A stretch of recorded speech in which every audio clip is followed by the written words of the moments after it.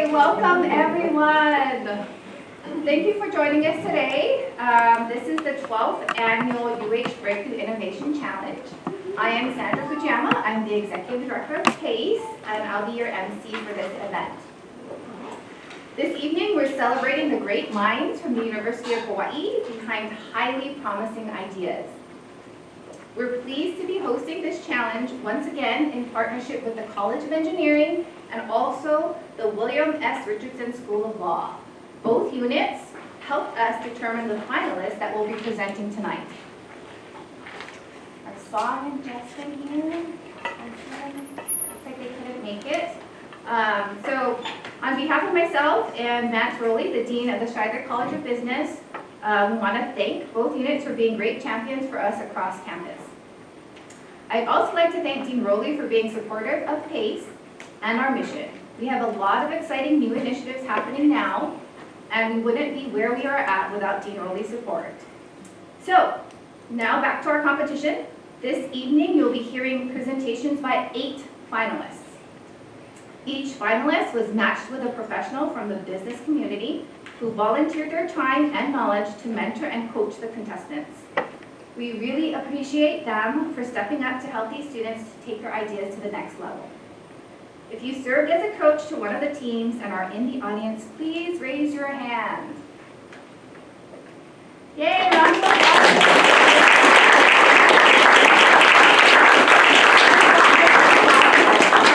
Thank you for being here and for coaching. We really appreciate your support. So every fall semester, we put out the word about this challenge across campus. The purpose is to expose our students to entrepreneurial thinking and to bring recognition and attention to their unique business ideas. In October, the contestants were tasked with submitting a 2-minute video that describes their idea. After our first round of review, a short list of finalists was determined, and this year our finalists come from fields of study including entrepreneurship, computer science, business, marketing, mechanical engineering, and philosophy. So I am impressed with all of their innovative ideas, and you will hear for yourself during their presentations. This experience is just the beginning of their entrepreneurial journey. So now, onto the program. Our finalists will have 5 minutes to present, and then the judges will have up to 7 minutes for Q&A. So the judges, I would ask that you please hold your questions until the end of their presentation. And the audience members, if you could please take a moment right now to silence any of your ringing or devices that make noises or sounds. And kindly hold your questions as well. You will have time to meet up with the contestants at the end in our reception. So this year we're doing things a little bit differently. So we have an esteemed panel of 4 judges. All the judges will be voting immediately after the Q&A session with each contestant. So each vote or thumbs up from a judge is worth $250. So each contestant has the chance to win up to $1,000. So we ask the judges to keep this criteria in mind. Are you listening, Zach? Got it. Okay, the criteria are the idea, the market potential and evidence of customer validation, and understanding whether the team understands the competition and their competitive advantage. So you're looking at these 3 topic areas, and that's what you're judging the teams on. We will also be awarding a bonus $1,000 to the most promising team.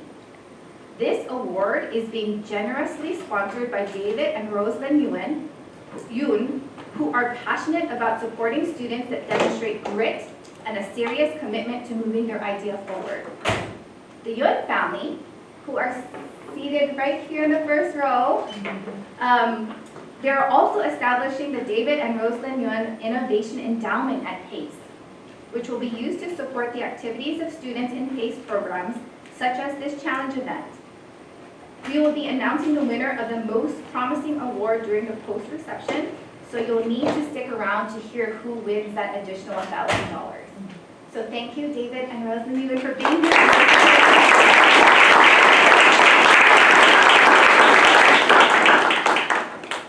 Hey, now let's meet the people for helping to judge this final event. So first off, we have Zach Kim. Hey everybody. He is the co-founder. You so clap. Yeah. Okay. We can clap for them at the end after I introduce all of them. Okay. So Zach is the co-founder and CTO of Float. This is it your second? Yeah, second. Yeah. We're a bank, fintech, and we lend money to other companies. It's not as boring as it sounds. And we did YC, Y Combinator, this in 21 for those of you that are familiar with that. And yeah, we're hiring, so if you want to come work at Float or float.xyz. So check us out.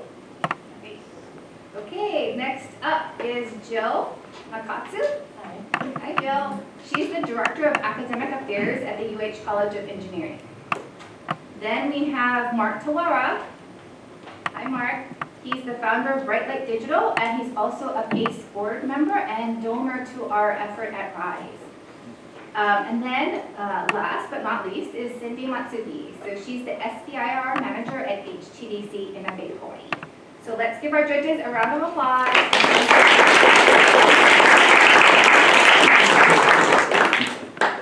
So you guys have a challenging job, and I'm looking at you, Zach, of making tough decisions. Okay. What? So there are no consequences of giving everybody money? Like what? Like no. You're supposed to be judging. It's their judging. You're not lending it, you're giving it. Maybe we should have you sponsor the entire event. How's that? Okay, I'll behave. Okay, so to practice how this works, since I know Zach is confusing things for us. Sorry. Okay, so judging protocol, let's see how it's going to work. So after the team presents and after you finish a Q&A, we're going to do kind of a 1, 2, 3 count. And then you raise your thumbs up if you want to give the money. So ready? Let's pretend we're doing it. Okay, on the count of 3. 1, 2, vote! Okay. So I get the $1,000. Okay, so that's how it's going to work. Cool? Okay. Okay, so the judges are ready. So we can start the challenge. So as a reminder, there is a timekeeper here since we have 5 minutes for presentations and 7 minutes for Q&A. So Sincere, who is actually one of our inaugural set of PACE leaders, is here helping us out do that. So he will be very strict and let me know when I should cut people off. Okay, thank you, Sincere. Okay, so we're going to get started. Our first finalist is SymptomFiles, presented by Alicia Chen and Ethan Chu. So, SymptomFiles.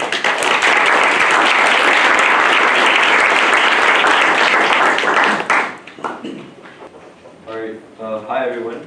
My name is Ethan. And I'm Alicia. And today we'll be presenting our innovation, SymptomFiles. Our motto is to empower people to actively participate in healthcare. Before we start off, we'd like to tell a story. When my mother was pregnant with me, her ears became blocked, almost as if, she had water stuck in the ear like she had gone swimming.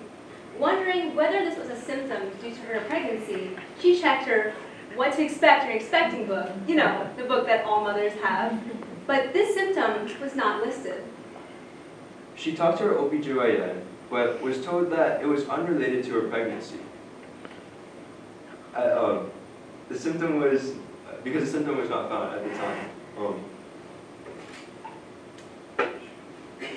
Sorry.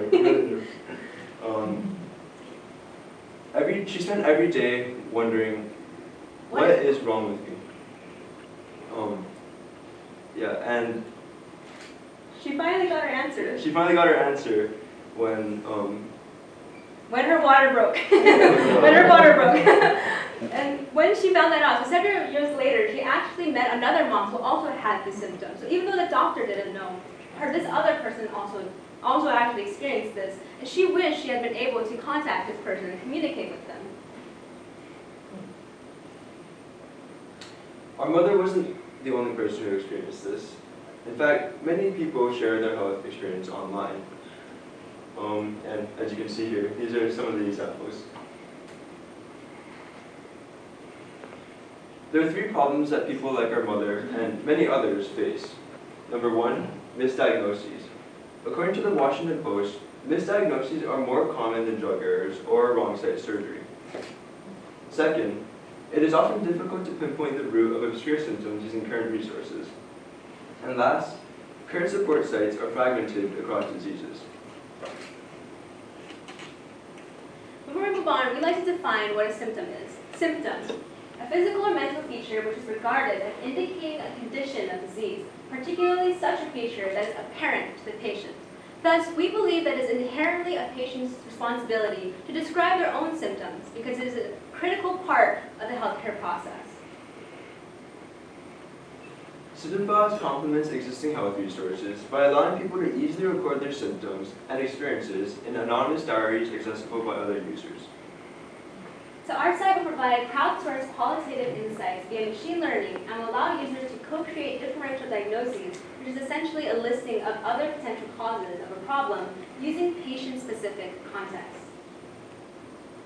So if that wasn't too clear, we're going to go over a sample user's journey. So take Abigail. She's a health-conscientious person, and she goes to SymptomFiles, and she's able to easily record her symptoms and context in her diaries. So like in my mom's story example, she had ear blockage, but she also has pregnant. That's her context. And additionally, she can read other people's anonymous diaries through her application. And with that, when she goes to the doctor, she can co-create differential diagnoses using this information from her application. This competitive landscape shows that we have an edge because we focus on creating a broad community that is sourced by the patients themselves. And patients is black on the bottom. Oh yeah, like the subtitle, but yeah, it's patients and experts. We studied the strengths of our competitors and combined them into one. So on parts of the business model, the parts you're really interested in, I'm sure. So over there is our business model canvas, but we'll highlight some important parts.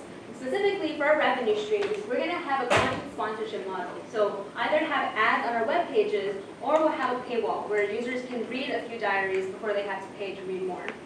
Additionally, in terms of target segments, we want to target middle to upper age adults who would like to actively keep track of their symptoms and context and participate in their diagnoses.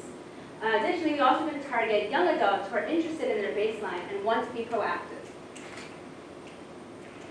So these are our points of differentiation. Firstly, SymptomFiles will provide qualitative as opposed to quantitative insights. So as you know, qualitative insights can be very rich and give you a very rich understanding. It will utilize machine learning to help condense diaries. So this, helps users instead of having to recall when you go to the doctor, like, oh, what did I experience, what symptoms, what context. Our application will condense it and give it to you to give to your doctor. It will create a centralized community to connect and support. So in my mom's case, if she had SymptomFiles, she could easily find people who are pregnant and were experiencing this ear blockage and be able to communicate with them and contact them. And it will give pertinent data to public health officials. So our data in our application, and it's all anonymized, we'll be able to give it to public health officials, and they can use it to identify trends or odd symptoms, which is especially relevant during pandemics.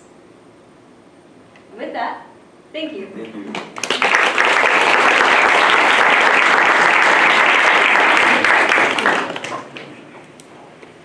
You guys want to go left or right? You want to see the mic? Okay, I'll start. So if I understand correctly, so it's a better WebMD, essentially, right? And Way better. Way better because it's, the information is sourced from patients. Exactly, and Okay. also because it's it provides, when people on WebMD, they could possibly just comment maybe, right? If it's like a coughing or migraines, they could just comment their stories. But this provides a centralized area where it's easily organized and people can, search through it and look through diaries. Right, and which is, you have sites like, I'm not sure what the name is, but they, you have to be like clinician or whatever to do this, and you think there's additional information that's valuable. Because patients, let's face it, are much more motivated to solve their problems than doctors are, Definitely, right? and like also a lot of times patients, they may not remember to bring up like the context of their symptoms to their doctors because there's just so much that can happen when you're experiencing symptoms. And that's all stuff that should be brought up when you're talking to your doctor and you guys are trying to create a diagnosis. Great, okay, so makes complete sense. So customer acquisition is going to be really important for you, and it's tricky, right? Because you have paid acquisition, right? SEO or SEM, excuse me, and then social media ads and like that kind of stuff. And then you have SEO, right? So organic traffic. Tell me a little bit. A, is that all of it? And B, how are you planning on kind of attacking those two different types of acquisition? Yeah. We also planned on possibly working together with healthcare people because they could, like doctors could recommend people to use our symptom files to track them, like track these, their symptoms in context. And also we could possibly connect with like WebMD and Healthline. Those companies also recommend these people to like go there to find, to like track their symptoms because they themselves would provide more like clinicians like symptoms or not necessarily like people's users' experiences. But definitely, yeah, also like social media. Yeah. Totally. And just to push back on that a little bit. Yeah. It's traditionally properties don't want to send people away from their property because it lowers their ad revenue, right? Yeah. But if you did rev share, like that's how you get these big sites to kind of partner with you. Is you say we're going to give you 80% of the ad revenue. I'm assuming you're ad supported. Yeah. 80% of that ad revenue, like that kind of stuff. The other thing is you might want to look at the travel industry, like what works in the travel industry, because they have a similar problem of infrequency, right? It's like you have this problem once in your life, right, or a couple of times in your life, and so that's a much different. It's a much different model than like a social network where you're trying to get somebody to come back every day for hours. And I'll shut up now. No, thank you. So I guess thinking from the perspective of how it's recommending, because people don't encounter this all the time, they're not really good at describing their symptoms and things like that. So how well is this going to work in that sense? Like, are you going to have like some guidance and stuff within SymptomFiles to kind of like pull out that information that's going to be relevant so that your machine learning can actually make something? That's a great question. We're not going to be like, all right, just tell everyone. But yeah, definitely. So we're going to have like a semi-structured form. So like one part of it would be more like what symptoms did you like experience? Maybe have like a listing of all the symptoms you can have. But also we're going to do research and look for what kind of context in your life can be relevant to your diagnoses. Like, are you recently renovating? Are you, like, did you recently move? What kind of like all these? We're going to look for research to see like what possible life events are like critical. But additionally, right, the diary portion would be more just like, day to day, like what did you experience today? They can just like write a diary of their So maybe you can use your machine learning stuff to kind of like grab that kind of data, right, and kind of like build up a database and stuff of things, like other weird stuff that people don't think about, right, that they need to mention. That's a great point, right? Like it From the research articles. Yeah, great point, thank you. On that note, as a potential patient or a user is completing that form, what I'm concerned about is it becomes unwieldy, and it's like, do I have to go through all this stuff just to say what I have? Yeah. So what, I'm sure you've thought about that, and how would you kind of make it so that you don't frustrate the user when they're trying to report something and not have to answer all these questions? Yeah, I mean, we don't want them to be like pages of pages, like you're just gonna check it out. I mean, we'll probably have to find, like a balance, and I guess slowly, like as we create our website, we'll be like testing like which ones are more like popular, like which symptoms are more likely to like come up and they can choose. But definitely that's part like we have to design and make sure like users don't quit halfway through when they're recording their symptoms. And then I don't know if you covered this, but customer interviews. How many people have you talked to? Yeah, besides our mother, was very interested in our application. We also talked to people we talked to younger adults. My brother interviewed some of his classmates, and we found that I thought was really interesting. Like a lot of them like they really trust their doctors. So I feel like this could be very beneficial because this like helps us, like they can take what they are able to record on an application and be able to like work with their doctors because they trust them so much. They can like work together to be able to like create a better diagnosis for each other. But definitely like we talk to older people and sometimes they forget like the life context of what they have. Like we have to like be able to like, remind them like what did you experience. So we feel like that really shows that being able to record your symptoms and life experiences is important. How many interviews did you conduct? We conducted five interviews. Not too much, but yeah. Okay. The last question, competition, I saw the one slide that had, you would consider them competitors, but Yeah. what other research have you done to see, because there must be something else out there. I mean, have you done that kind of research, and is there truly nothing? Because I don't see these as competitors really, it sounds like, right, it's different what you're offering. Okay. Have you found anything that is just like what you're doing? I haven't found any, we didn't find anyone who's exactly like ours. I think the most similar one would definitely be patients like me over here. They kind of have a thing where you can like record your symptoms and kind of talk to other people and be like, oh, I also have like, but they more kind of group it by like diseases. Like I also have like heart attacks. You can talk to like this heart attack like group.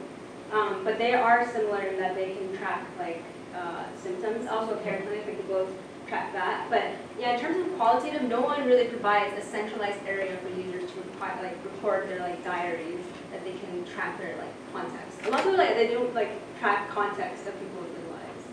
Thank you. Thank you. I guess, especially for healthcare, like I know there's a lot of liability. Have you guys considered any of the liability issues around? Yeah, of course. I'm glad you asked that. Go to that slide. So, yeah. So you're talking about like HIPAA concerns for one. Like a lot, we've had people, like people in our interview, they brought about like, well, I mean, I don't know if I want to share my information, like if it's not going to be secure. We read more about HIPAA, but for sure, like our application will keep it like anonymized. We won't have people like, oh, I'm going to read like John Doe's diary about their medical. Like everything's going to be anonymized. But I was also reading more about like HIPAA, and then more like pertains to like information that like the doctor generates about the patient. So because ours isn't necessarily like like the doctor's inputting their stuff, it's the user's like input about their own lives in there. Then it's not necessarily like information that has to be, you know, like very protected. But either way, we think we should like protect it. Like we'll also talk to like legal counselors to make sure everything, you know, not everything's safe. But we'll like design and make sure that the information is safe. And the users can also. Sorry, the time, and the users will make sure that you can give users like we'll let them know that it'll be shared, but they can also keep their like diaries private, so it's just for them like to keep track of their life experiences. But that's definitely a good point. So we'll make sure like everything's legal and protected. Hey, round of applause.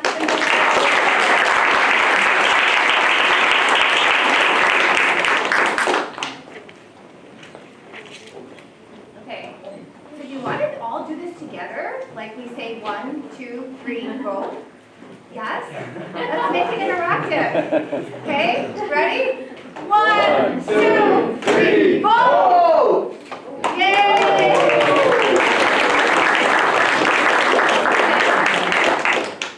Our second finalist is Carbon Zero, presented by Kobe Arai, William Yang, Yong Sung Masuda, and Gavin Pang.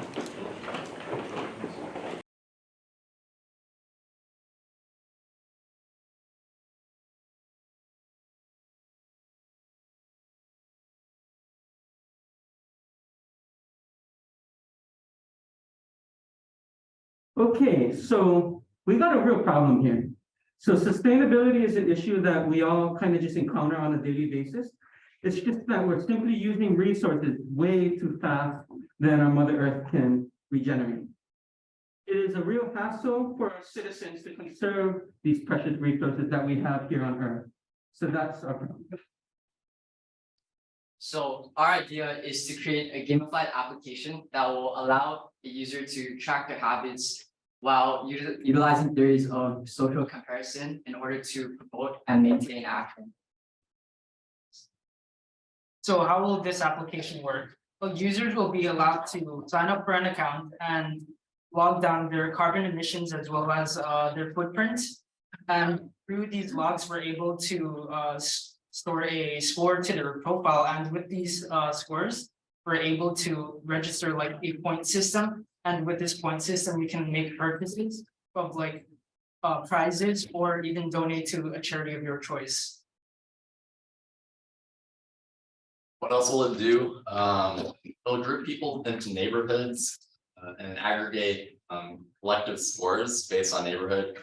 And we chose to group people by neighborhood rather than like say city or state, because according to those theories of social comparison, comparing yourself to others who are more relative to you can be highly motivating. And our app also displays powerful visuals of scores, which we'll demonstrate later.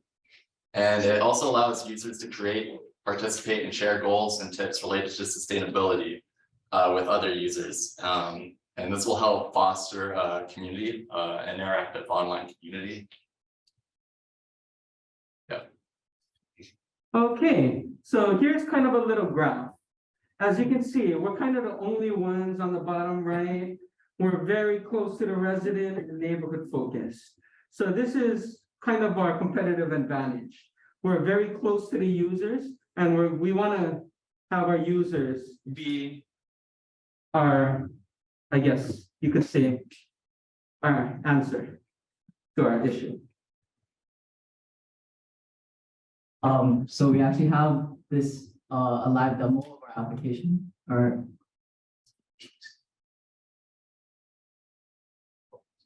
we have it pulled up already. So here, this is our homepage. You can see these are the challenges that this particular user has. We also have a little visual, so which is based on their score, and it'll change if they're doing based on whether they're doing good or bad. Yeah, to add on to this, we also have a level to like display like where you're at in terms of how many points you've earned, and this will be displayed on like a forum page that will display later. And these challenges are able to add a new challenge for whatever you're trying to complete or do. Like maybe you want to reserve like how much gas you're using, or use less, or eat less like red meats because that's pretty bad for the environment. And you're able to add that and check it off to potentially earn the points and gain levels. This will eventually will have like a verification system to see if you've actually done these and not cheat the system. In addition, we also have this little scoreboard, so users can check where they rank against other users. So now we move on to the profile page. This is just a little page where users can see their prizes or their NFTs that they've earned. And we also display their level, where the area that they live in, their email, and the current amount of points that they have. Here, this is just where a user can view their current challenges and sign up to different challenges on our application. This is a forum page where users are able to talk with other users in their community. We think that it's really important to, we don't want users to feel isolated when they're, doing giving back to our community with their environmental actions. So we created this little forum post for them. And this year we also have this world view page where a user can check their aggregated scores of the neighborhood, and they can compare how they're doing with other neighbors. So if you click on that, we can see the scores for this particular neighborhood.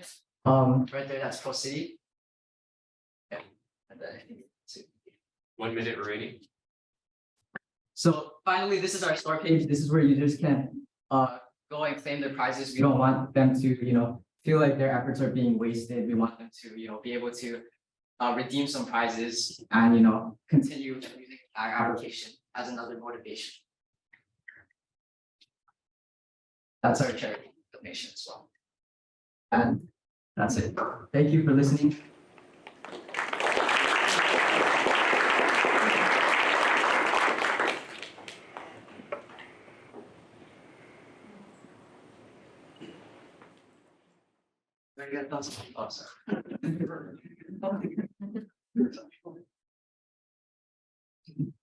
So we'll open it up for questions.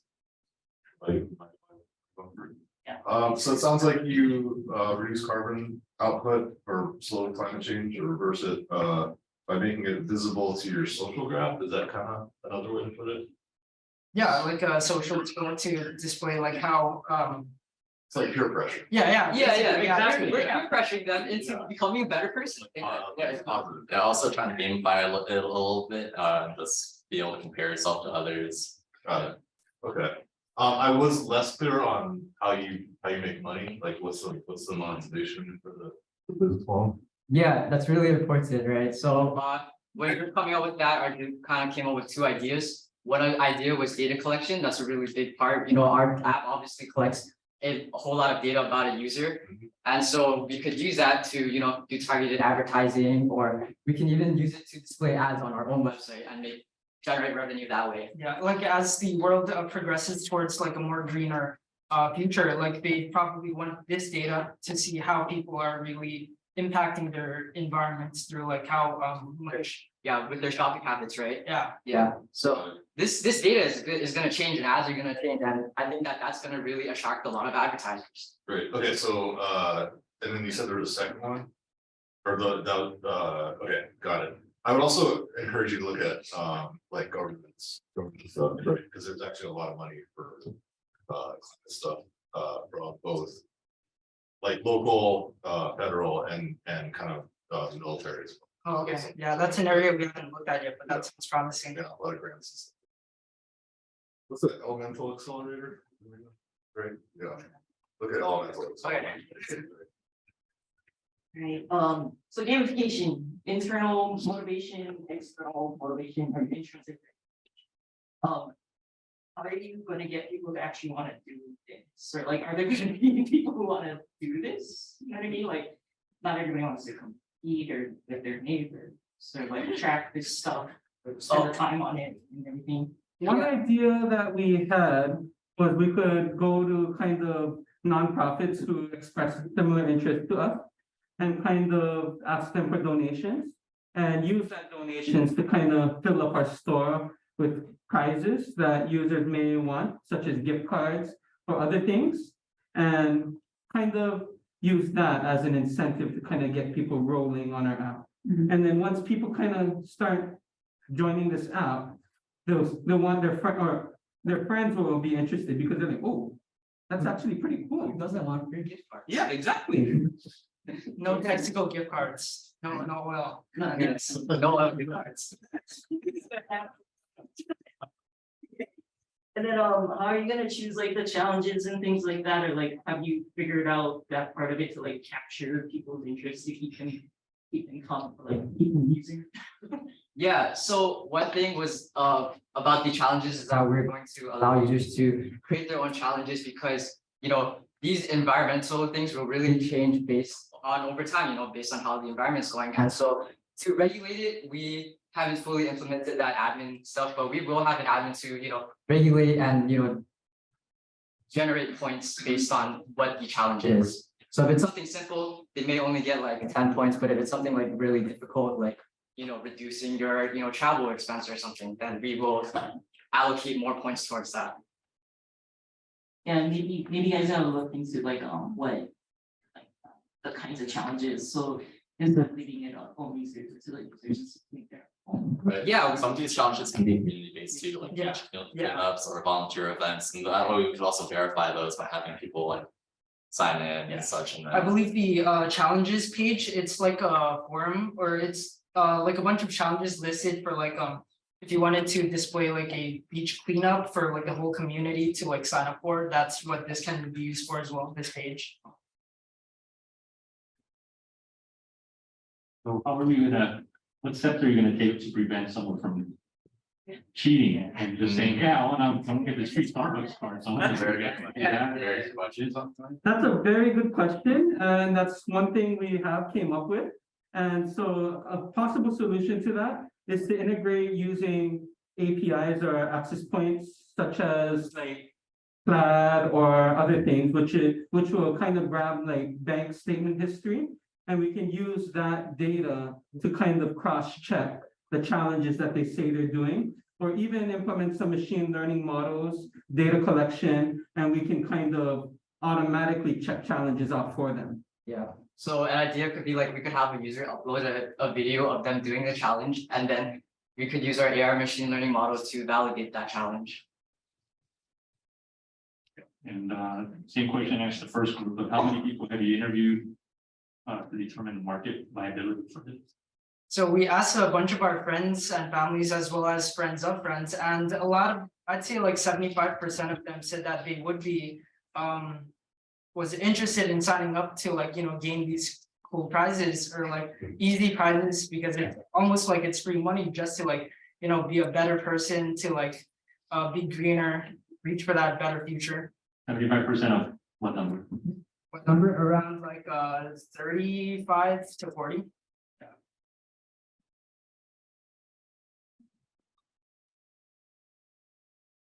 I guess I think that's the biggest challenge too, I use more, which is the verification part of it. And I guess another thought, it's not really a question, but like, I think you should ask corporate versus nonprofits where you're. We could be sponsored. Who wouldn't want to sponsor this app? It's amazing.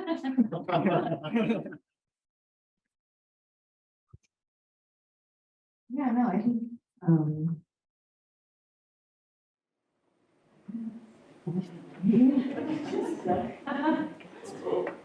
Okay, ready to go?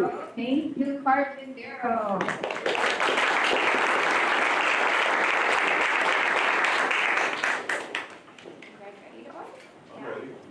Okay, ready everyone? 1, 2, 3, vote!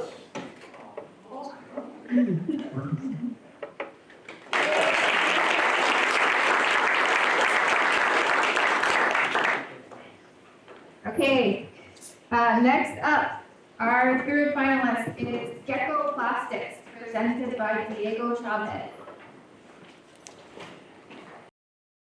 Good evening, I'm Diego Chavez, founder of Gecko Plastics. Our mission is to develop sustainable solutions and innovative tools to solve our plastic waste problem. The global plastics problem is extremely complex. It's extremely complex. On the one hand, we have 200 million metric tons of plastic already in the ocean, with 11 million more being added every year. On the other hand, we have companies that are pledging to make greener products every day to keep up with consumer demand and concerns. It seems like the perfect supply and demand scenario.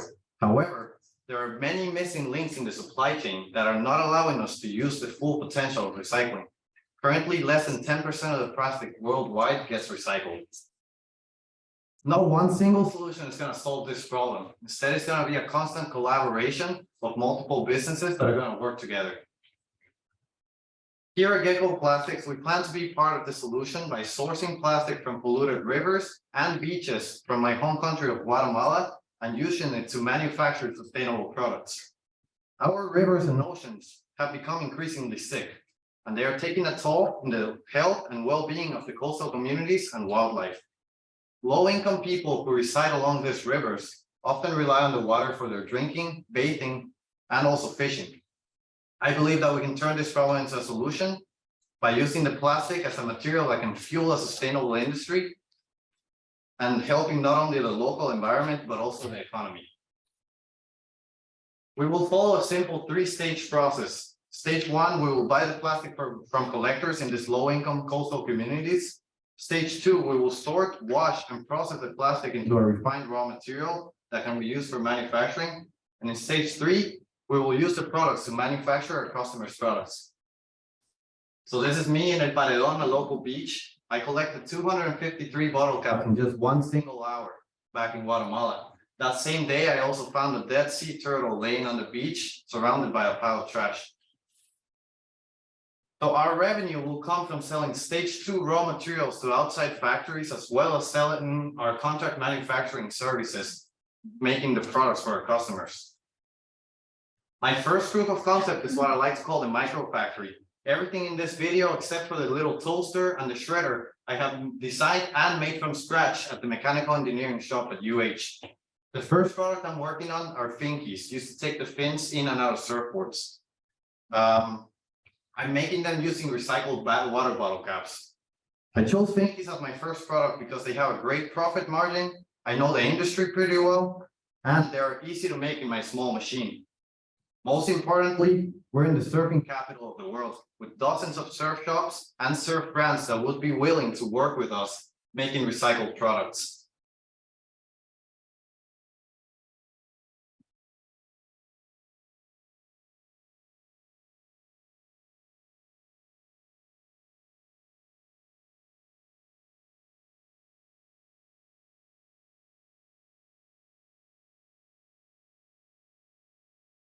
Okay, so last December, I began designing my injection molder, the machine that allows me to melt the plastic into the finkies.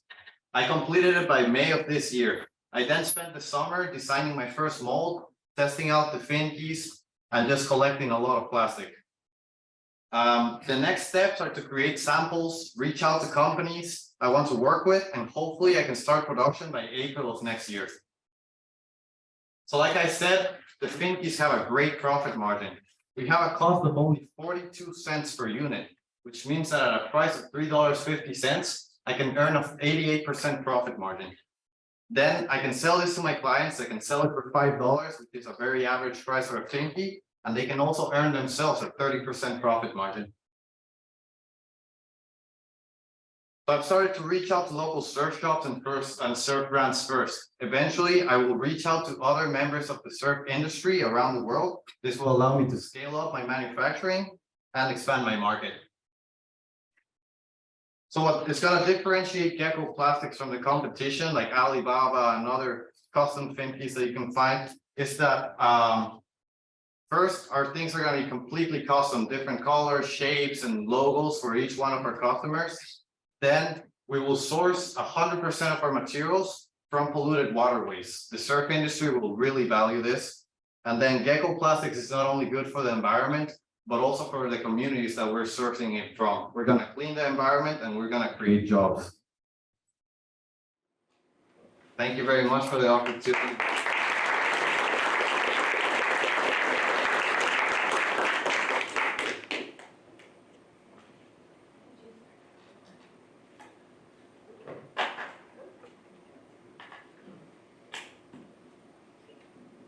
I guess the question that came to mind is, are you able to keep your price the same even if you're going to do custom for each customer? Yeah.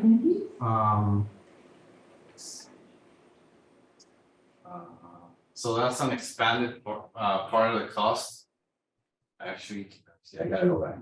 So the only thing that changes is the tooling cost. Pretty much, I gotta make a mold, and that mold cost me $100.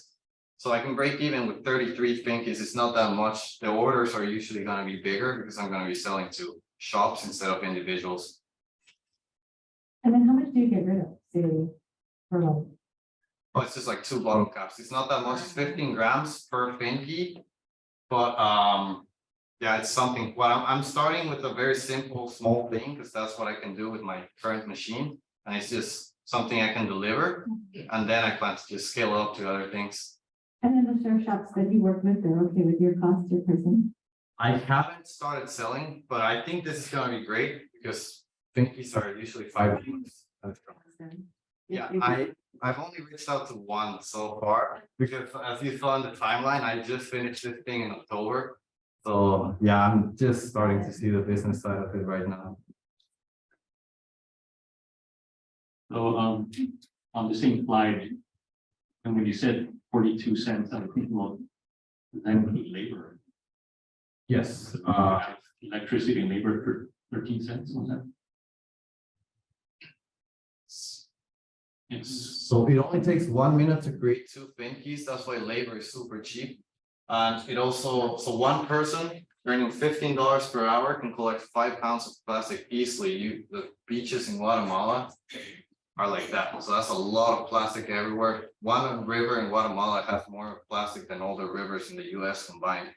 So it's labor intensive for sure. but the material is right there to grab it. Your labor would be there too? Yeah, my labor would be in Guatemala, yes. So, yeah, I'm taking into account the labor, both grabbing the plastic as well as processing it, electricity right there. When you, I didn't hear much about competition, you did mention Alibaba.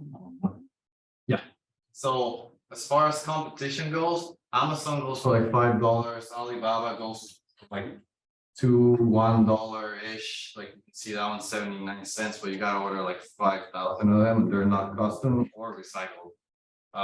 And then Etsy, which are the custom ones, they range from like $10 to $35. It's more, but they're made out of different materials, resin, wood, and all that stuff. I see your biggest competitor is going to be China. Yeah. Chinese Yeah, manufacturers absolutely. are selling it through Amazon. Alibaba. Same question that I'm going to ask everyone else, so please answer the question during your presentation, but how many people have you talked to? So like I said, when it comes to surf shops, just one, I started last week. I've been doing mostly testing of the finkeys, giving it to my friends at surf, using it myself.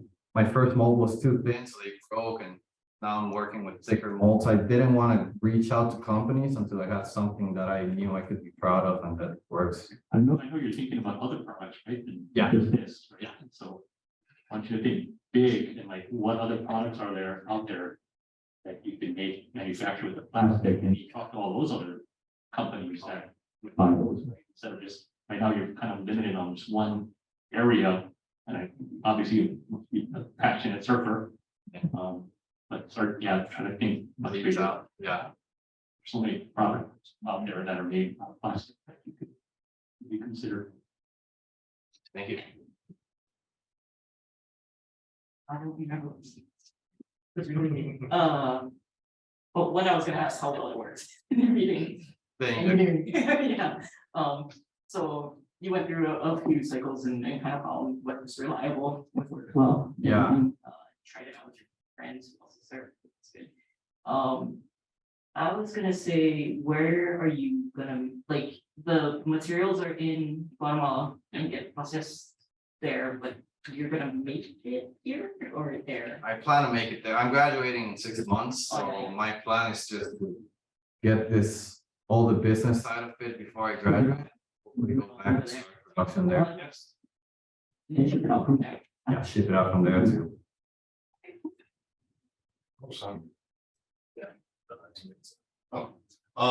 So I think like hard to argue with Mark, right? Like I'm just gonna kill you on like material pricing, that kind of stuff. I think you got a silver bullet here, which is that you have the story, right? Like and that's something that you can't just kind of manufacture, right? Like there's an authenticity, which I think is really important. But you got to get the story out there. I'm not the expert in that, so I don't know how you do that, but I think that's the key here. Also, random peanut gallery, like why didn't you do this? Like, why don't you use aluminum from recycled cans for the key part? Is it just not strong enough or what? It's harder to inject aluminum to meet higher temperatures, bigger machines, higher impression. Yeah, It is an option for sure. I just don't have the funding for that for now. I get it. Eventually, yeah. I'm trying to think like how much of a benefit, like you're already recycling plastic, so like how much more of a benefit is recycling aluminum, which just that is cool. So yeah, that's it. Yeah, I really like this idea. thank you. But yeah, that's why I'm focusing also on supplying materials to factories, because I know I'm gonna, like when I start, like you said, the Finky is a small product. I have so much material. It's not just gonna be plastic, so I'll have to process that and sell it to the outside, just to make profit and to get rid of it. I mean, I think it was already said, but labor is gonna be here, no matter what, labor is gonna be a big issue here. Yeah. So yeah, it's all that. And I think, personally, I think your estimates are a little optimistic, because like, it doesn't really work like, it's hard to do, you can make 1 in 2 minutes times 30 times 8 or 9, whatever shift hours is, right? It kind of doesn't work that way, but yeah, I think it's great. Okay.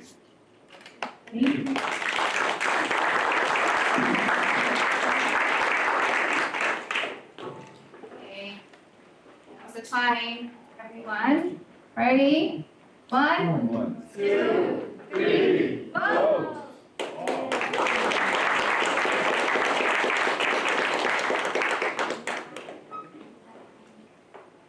Okay, our fourth finalist is Coco, presented by Andrea. Hello, hi everyone. My name is Andrea Murillo. I am an international engineering student at the University of Hawai at Mahalo. Growing up in Mexico, I was always taught to be conscious about the water, energy, and food that I waste, since my parents came from a very poor situation, which is what inspired me to create Coco. Well, Coco will be an app that sits on your smartphone or computer and maintains an inventory of the food that you have at your home. The app will determine the estimated shelf life of each product and will recommend various meals that you can prepare with instructions on how to prepare them, utilizing the available ingredients that you have and automatically ordering the ones that you're missing. The app will integrate with food delivery services such as Instacart and Walmart, and by interfacing, it will update the inventory that Coco has. Moreover, if you decide to go to the store yourself and buy the missing ingredients, Coco will update the ingredients by scanning your receipts.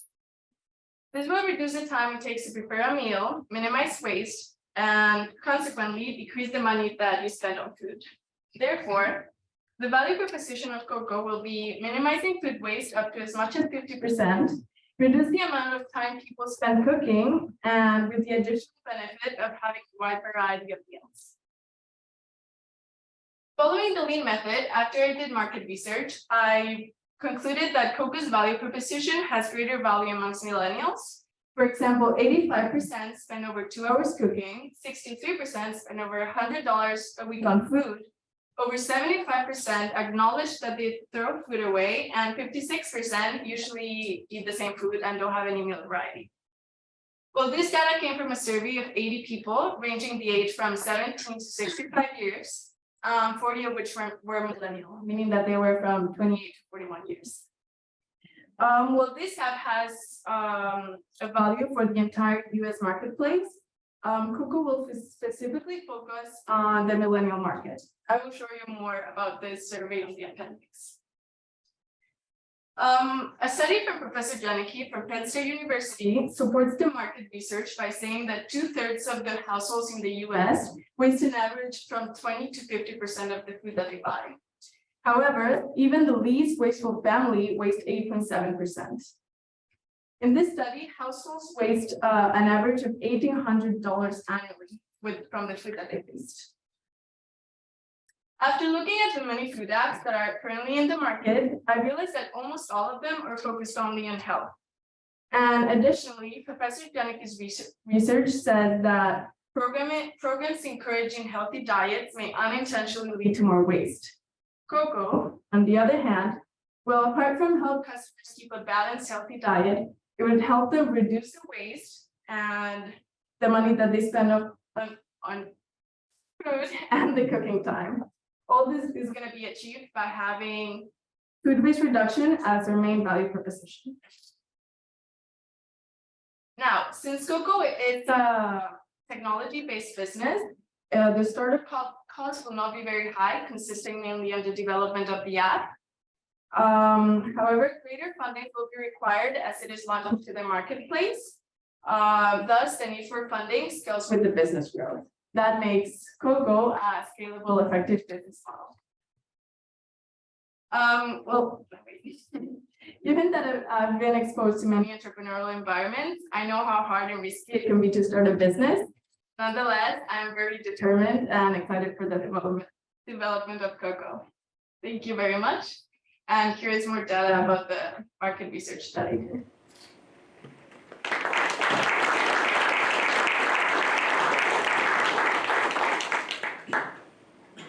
Sure. I like it, short and sweet, with plenty of time for questions. So the problem that you're solving is it's kind of like a primary, and then the secondary, it has a lot of consequences. So food waste, which is bad for the environment, it's more expensive, you're wasting money. Those are the only things I can think of right now. But I guess my question is, what's kind of the solution? So it's an app that you would then, like walk me through how, like maybe a day, like a day in the life of using this app. So like a user would, well, like in families, let's say you have a big family Right. and you're just buying food. And of course, like in families, like food is always going to waste. Like the kids don't eat the food or like, yeah, things. So if you have an app that knows how much you're gonna eat and you like put the recipes that you want, like, okay, I eat this, and it's gonna keep the data from that, then it's gonna know how many like tomatoes you're gonna use and stuff like. And even if you need additional food that you don't have at your home, like you're driving home and you're like, oh my God, I'm like craving this thing and I can't make it because I don't have that. Then the app will like, by API, it's gonna know what like each grocery store has. And it's gonna be like, it's gonna make different costs of how much it's gonna cost for like, if you get a tomato from Walmart, it's this. If you get a tomato from here, it's this. So it like makes it less costly.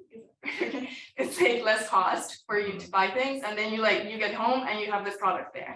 So you're like, yeah, and then like since it has an inventory of the food that you have, it's like always gonna you're always gonna use the food because it's gonna tell you like, oh, this is gonna go to waste soon. So you should make this, and it gives you like different recipes that you can make.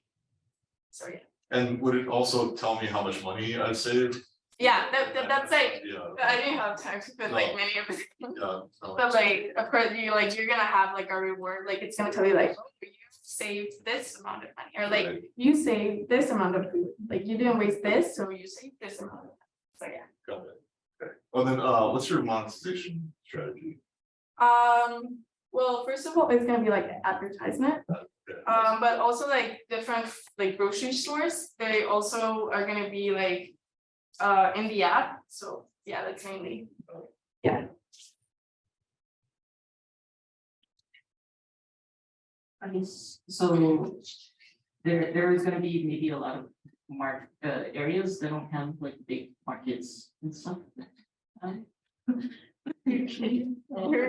guess how does that work? Which type of markets are good? Markets? Yeah, you know, like if we don't have, I mean, I guess I don't know how many places don't. Like, you know, if there are no markets in the area or something. Oh, okay. Sorry. Yeah, well, I mean, the app's gonna know like which market is like for you, like the closest, like even if you wanna drive there, it's gonna say like, okay, is that what you mean? Yeah. Like, is there no markets on the area? Yeah, like if the markets in the area are not the kind that would have like a pricing, yeah, but it was like available online. Yeah. And so you're have to be able to like pull that kind of data for certain places where people live. I mean, for now, like my target market are more like city people. Yeah. So like, millennial. yeah, like we're millennials. So Yeah. yeah. Maybe in the future. It's fun. Yeah. On that note with the millennials, and maybe you found this through your research, but how many of them buy food just for what they're gonna cook for that day or for the next couple of days, as opposed to the non-millennials that tend to go to Costco and buy a whole bunch of other stuff and it stays in the freezer or they forget about it. Like, what have you found through your research on that? Yeah. So, well, actually, like the research I did, it was like 80 people, and like from the 80 people, there were like people ranging like Gen Z or like older people. Sorry, and so like I have all the data, but like, and there are people who just waste food, even if they're not millennials. So it's like very broad. On a correlation between a particular generation that wastes more food, like I'm just curious if there is something like that. Yeah. Who wastes the most food? Yeah. Well, like, Well, not right. like Okay. waste. That's why like they're my target market. But like everyone wastes food, of course. So yeah. And like even if you buy. My parents have stuff in the freezer from like 2 years ago.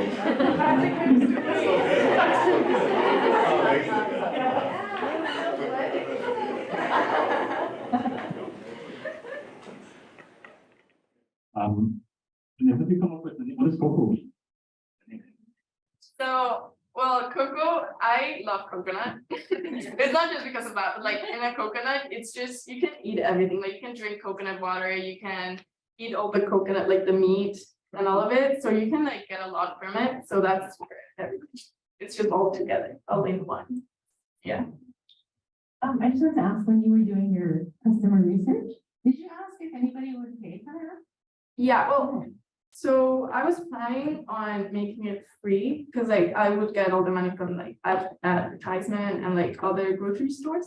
But like, of course, like a Coco Plus, and then there wouldn't be any ads. And it would be like, oh, okay, I want Mexican food, like special recipes, like more, yeah. Okay. And were people willing to pay? Yeah, I mean, I've talked to like many people. I didn't put this in the survey. But I also talked to a UH nutrition teacher, and she actually did a lot of market research because she had kind of a similar idea, but she's not doing it anymore. So she like gave me a lot of her market research, and it was actually about that. I just want to, I think going back to the question I asked earlier, if you can find out what that answer is, which demographic weighs most, that's where you should be focusing this whole thing on. You're not, Well, you said it was millennials. Right? Yeah. Yeah. it is like, Yeah. Like, and also we learned. I think so. That's a good point. 'Cause that's like post-depression, right? The depression era, they were not like that. Yes. But then boomer is like 80s. Loves cost, you go there, Yeah. tons of stuff, and then maybe. No, like, they're like in the age group where we like have no time. Yeah, that's true. Yeah. So then like, The $18 for. yeah. Are like, I don't want to acknowledge that they waste, maybe the survey are really accurate, but yeah.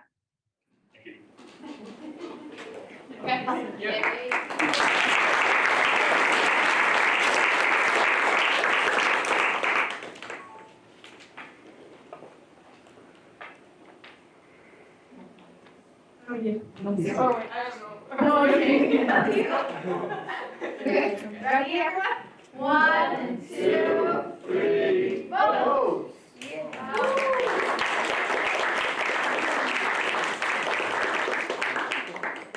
Okay, our fifth finalist is Watsumari, presented by Noah Demers. Is that right, Noah? Yeah. Okay. Okay, so my business venture is a location-based social media app exclusively in the Japanese language that brings Japanese people living abroad together, and it would be called Watsumari. Okay, so here's the problem. Japanese people living abroad oftentimes do not have a community of other Japanese people to share their culture and language with. And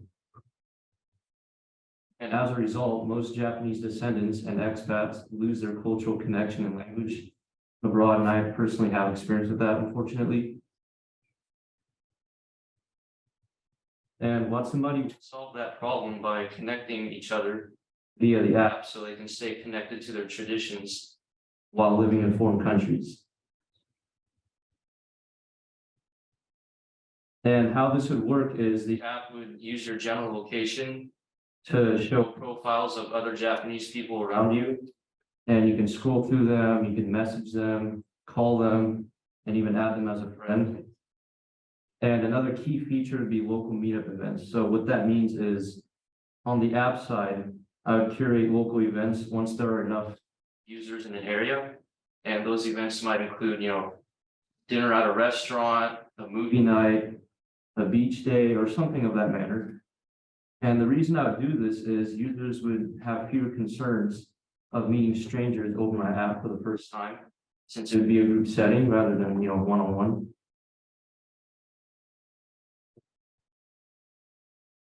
And then now onto the target audience. So there'd be two distinct groups that would be my main audience for this. And the first one is Japanese expats.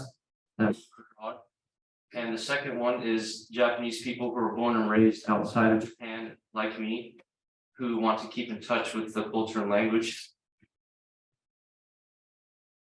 Next, I did a survey, and I surveyed 13 people. And as you can see here, these are the age demographics. And then the first question I asked them was whether they were from Japan or if they're from born and raised in a foreign country like me. And what I found was, 5 out of 13 were second gen and the remaining 8 were actually from Japan. And the next question I asked was where they currently reside. And those answers range from Oahu, the Seattle area, Australia, the Netherlands, or Waterloo, Canada. And then next I proceeded to ask the most important question, which is if they struggled to find Japanese people in their area, and also if they ever felt lonely. And what I actually found out was 8 out of those 13 participants did not have those problems. But that's because they're from Hawaii. I mean, they live in Hawaii. And Hawaii, unlike most other places in the world, have a large Japanese population to begin with. So then the remaining 5, unsurprisingly, they did have those problems. They did struggle to find a Japanese community in their area. So my app would mainly target them.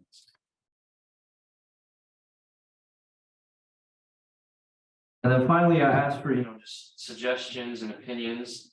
And a lot of suggestions I got were like having a setting to either turn the location off or make the location setting more broad to protect their privacy. And another suggestion that I really liked was having a topic within the app, like such as video games or anime or something, and a feature within the app to form groups based on that interest. And the reason why I really like that is like it really reinforces the idea of building a community, building friends. Making friends. Then on to my competitors. My competitors would be other existing social media apps such as Facebook groups or Instagram or Discord. And how I would stand out from that is users on Watsumari, they would not have to seek out Japanese profiles and reach out to them because it would automatically show up on the feed. So Watsumari does all that work for the user. And my app also, it fills that very specific and small niche of Japanese people living in foreign countries, not having community, whereas every other social media app out there is very broad, and even other location-based social media apps, most of them are dating apps like Tinder or Bumble, and this would be a lot more than that. This would be to keep your language and culture alive while living in another country. So here's my milestone. By December of 2022, I want to have an MVP through another existing social media platform, like a Discord server, just to test the waters, see how the users react, get their feedback. And then by January of next year, I want to have the app up and running. And for monetization, I would just do it via scrollable ads, kind of like Instagram. And I want to start that maybe a year later because I want to gain a user base first before I start putting in ads. And then here's my website. It's only the front end right now. There's no actual functions to it. Like if you press the download button, it doesn't download. But I have the domain going, so it's a start. But yeah, that's it for my presentation. Thank you.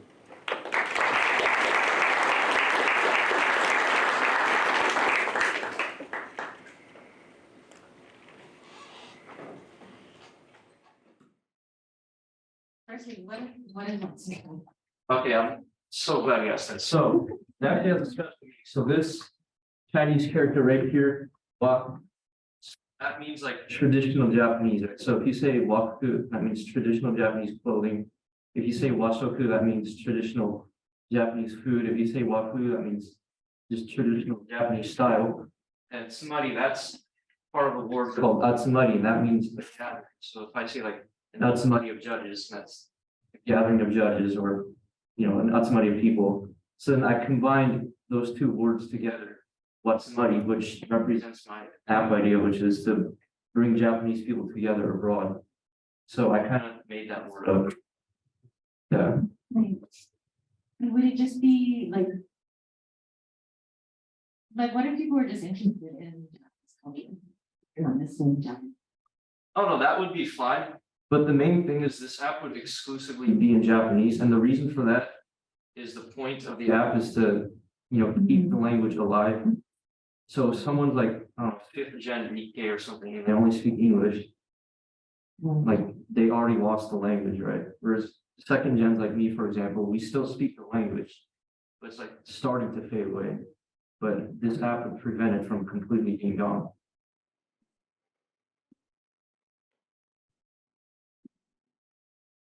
Okay, concerned about the competition. Yeah. Identify Facebook, IG. What kind of research have you done, say on Facebook, for groups that already exist? Yeah, so I mean, obviously, like you said, there's already Facebook groups like that, but the thing with that is like the person who started the group, they have to search through, millions of Facebook profiles to form that group, and then they have to invite them, and then they have to see if they happen to even live in the same area as them. Whereas this app, it would already have the feed of profiles near you automatically. But have you done the research on Facebook to see if there are groups already? Yes, like back in Washington, I found one. But to be honest, the research, I was more focused on the survey, I did a little bit, but not too much. And then, can you go back to your calendar timeline? Yes.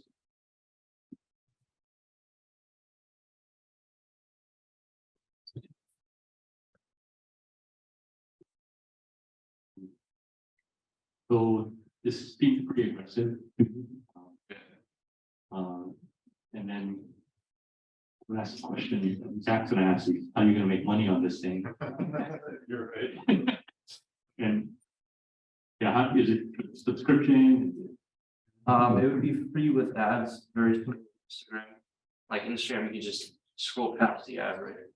It would be the same with this. Because I'm afraid that like if I charge a subscription, like people aren't gonna want to use it, especially if there's not already an established user base. You might be kind of turned off about it by it. It's a new app with not too many users to begin with. So that's why I would make it free with ads.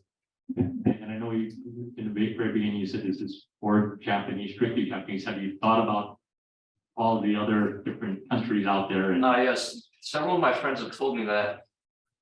And like, I want to focus on Japanese people first because I can relate to it and also it's much more specific.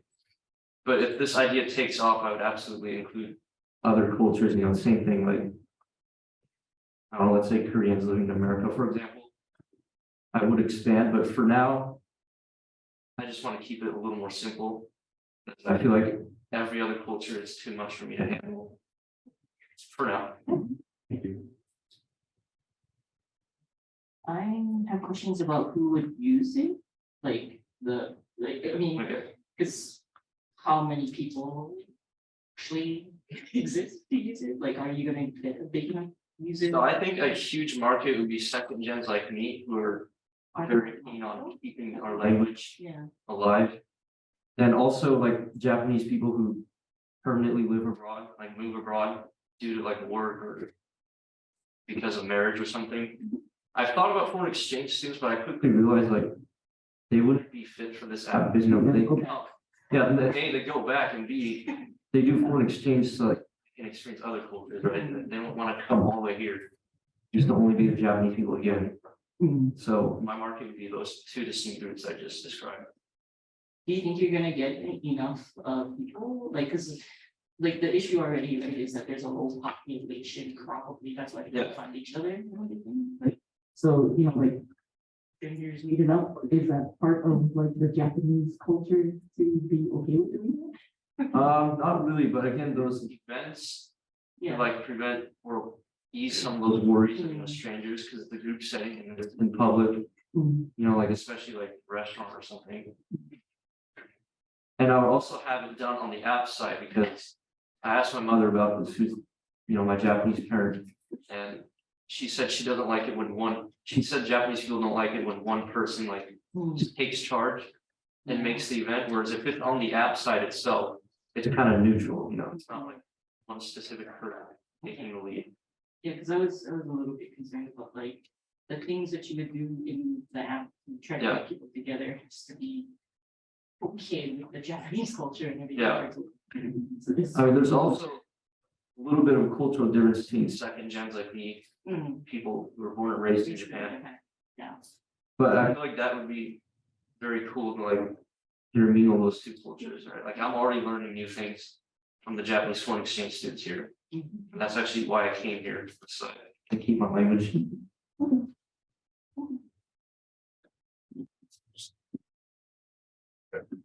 Yeah, I think it's tough, but I love this idea. I like your passion. I think the problem you're trying to solve is a good one, which is you have a experience that you don't want to lose your culture, right? Yeah. And that's a powerful, like that's universal, and B, it's very powerful. I'm not sure that a chat app or like a social network is actually the right thing, because I think it's been said that there are social networks that are good at this, and actually finding other Japanese people is not that, I would imagine it's not that hard. Finding second gen Japanese people, yeah, that might be. Especially if it happens like me, like English last days. Like, I'm curious, how would you, if I said, hey, go to Instagram or go to TikTok or Facebook or whatever, and find me all the second gen Japanese people, how would you do that? Well, you would have to know someone that has a friend group of them. Like, Yeah. for example, back in Washington, I went to Saturday school and like I know a bunch of Hapas there. Right. But like that's just school, like, who wants to go to school? Nobody wants to go to school on a Saturday. We were all forced to go. So this app would like do it voluntarily. They would find each other voluntarily. Right. Instead of being forced by their moms. But how they find the app if they're, like if they're not looking for it. It's just I mean, I think the other thing I really love is that you ship something, right? Like you have a website, and like you said, it's just the front end, but that's great. Like, yeah, just keep doing that. For getting my app out there, I didn't have enough time, but I was thinking of like having like emojis that you could win. Like let's say if you successfully invite 5 friends into Watsumari, you get a special emoji. And you get another. Yeah, that'd be cool. But yeah, I think the problem you're trying to solve, it seems like, is how to connect with other people who are second generation Japanese. Yeah. And I think there are other ways. There might be better ways. But what do I know? Like, yeah, and also don't forget the Japanese people who permanently move abroad to another country. Right. They feel because they're the only Japanese person around. Yeah. But yeah. Cool. Thank you. Have you thought about flipping it and you do something similar for US expats that are in Japan? Not specifically US expats, like just other. Lost in translation. Sophia Kosovo. You kind of use your background. Yeah. You flip it and then I don't know, maybe there's a bigger audience. Oh, thank you. Yeah, that's a really good point. So this market's going to be like 30 people, right? Or like 100 people. Like how many people is the market? But that's actually good because you can make something that's super targeted and these people love. Right? And a lot more people here know somebody that lives in Japan. Yeah. Well, but I think my personal opinion of that is like English, it's like so prevalent everywhere, like on the radio and stuff. I feel like it's harder to lose English that quickly compared to Japanese. Because I know a foreign exchange student here, he's only been here 3 months, and he said he's like already starting to get some Japanese. Whereas when I went to school in Japan in 4th grade, I was there for like over a year, and I came back and my English was fine. So I mean, that's just a personal experience, but I feel like English is a lot more prevalent everywhere. It's a lot easier to keep your English in other countries than it is with Japanese in other countries. What are you passionate about? You're passionate about Japanese? Yeah, keeping the culture alive among the expats, and especially second gen. Because I've seen it firsthand back in Washington. Their Japanese is like not big. They have thick American accents, and then here there's like 3rd, 4th, 5th gen. They're like Nikkei, they don't speak one word of Japanese. So I'm hoping to like prevent that with this app. Thank you, Noah. Thank you.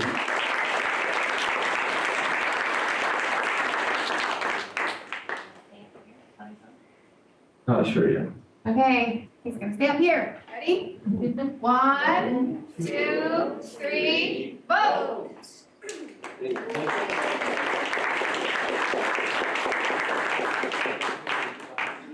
Okay, our 6th finalist is the Anywhere Squeegee, presented by Alexandra O'Shea.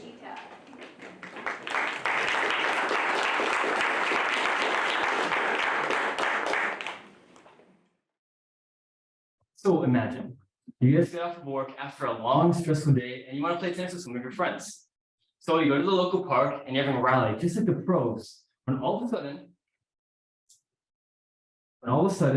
it starts pouring. You're forced off the court. You have to pause your match. And before you know it, you're going home disappointed and almost angry that you couldn't finish your time on the court.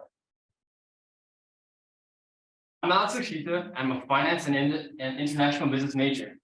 I've been playing tennis for 11 years. I played competitively, and I also played on the professional varsity team back in high school. I've had countless experiences like this, which is why I created the indoor squeegee. So first idea, I got this idea from when my dad and I were playing and it started to rain. He picked out a hand squeegee from the car and started to rake the water off the court. It wasn't the most efficient, but it got the job done, which is why I thought there had to be a better solution. So first, the problem. The main problem is that rainwater on courts gets stagnant, which can cause slipping injuries. It wastes precious time, and it gets people irritated and frustrated because the number one thing that people do not like the most is being inconvenienced. Secondly, court squeegees like this do exist. However, they're very big, they're clunky, they're expensive, and they're not practical for personal use. The solution will be the annual squeegee, a portable, convenient version of the normal squeegee that is unique in its compact ability design. I've not seen another one like this on the market anywhere. The annual squeegee, the main point of it would be to avoid frustration of long rain delays by getting you out and back on the court. So for the design concept, I wanted something that was truly anywhere. So the squeegee would be in two parts, the adjustable handle and the actual squeegee itself. So the handle would be adjustable like a telescope handle and have a hook on the end that you can hook on the chain link fence of the court after you're done, letting it dry. The squeegee would have foldable arms, meaning that it can fold into a straight line and you can stuff it in the back. Both parts would be 27 inches or shorter. 27 inches is how long an adult tennis racket is, meaning you can store in any bag you bring your rackets.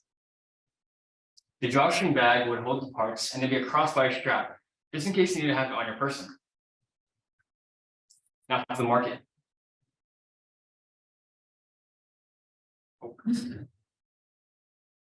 So I made a Google survey of 10 questions and I asked 24 people to fill it out. This is to get a better feel of the market and the problem. So 66% of people said that rain did interfere with play. Furthermore, 83.3% of people said that they would use a portable squeegee like the annual squeegee. Also, 80% of people do not have squeegees available already on hand. This shows that there's a need for a product like this and the gap in the market. As the market size, 27.4 million Americans play tennis or pickleball as of this year, meaning that 120,000 of them live in the state alone. Customers of the product, people that buy it, parents of children who play tennis, tournament and directors, and other people that play tennis with an income. Now for the competition. There already are products like this, the squeegee that I mentioned before, but like I said, they're widespread, but they're very big. You can't really bring it in your car, and they're expensive. As for other squeegees, there's pool squeegees and floor squeegees like these. However, they're not marketed towards tennis players, and they don't have the right materials to withstand the sandpaper texture of the court. I've also never seen a single person use this in my 11-year history of playing tennis, even out of resourcefulness. I made a product opportunity gap, and as a result, I found there's a lot of more expensive but less mobile options, as you can see in the left-hand corner. However, there's not many mobile or consumer-friendly alternatives in terms of pricing.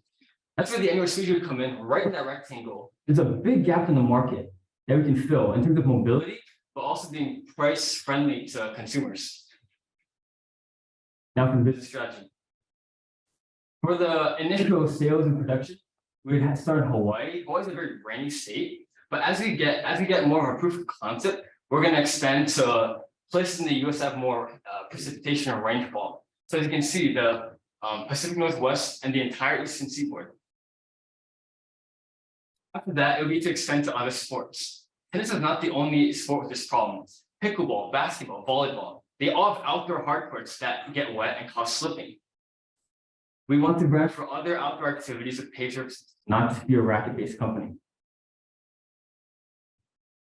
In conclusion, the annual squeegees are compact, portable, and a great solution to rain delays for tennis players.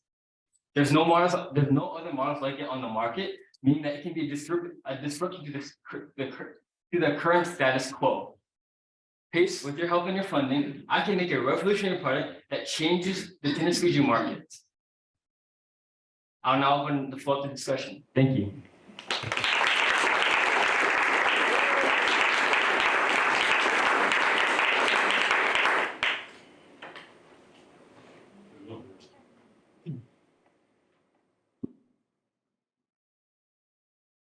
Did you do any pricing research? I did actually. I did do pricing research.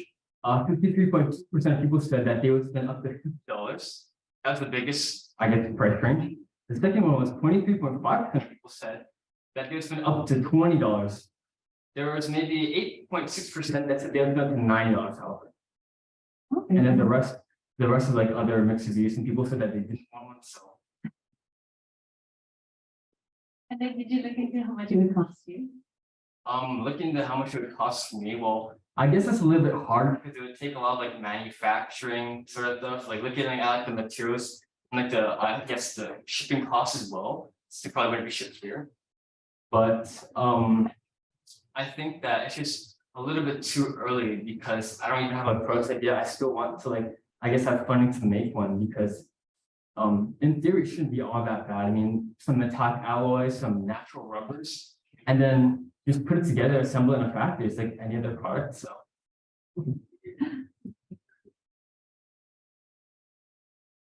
I'm not sure if you covered this in your, could you go back to the slide that had the responses?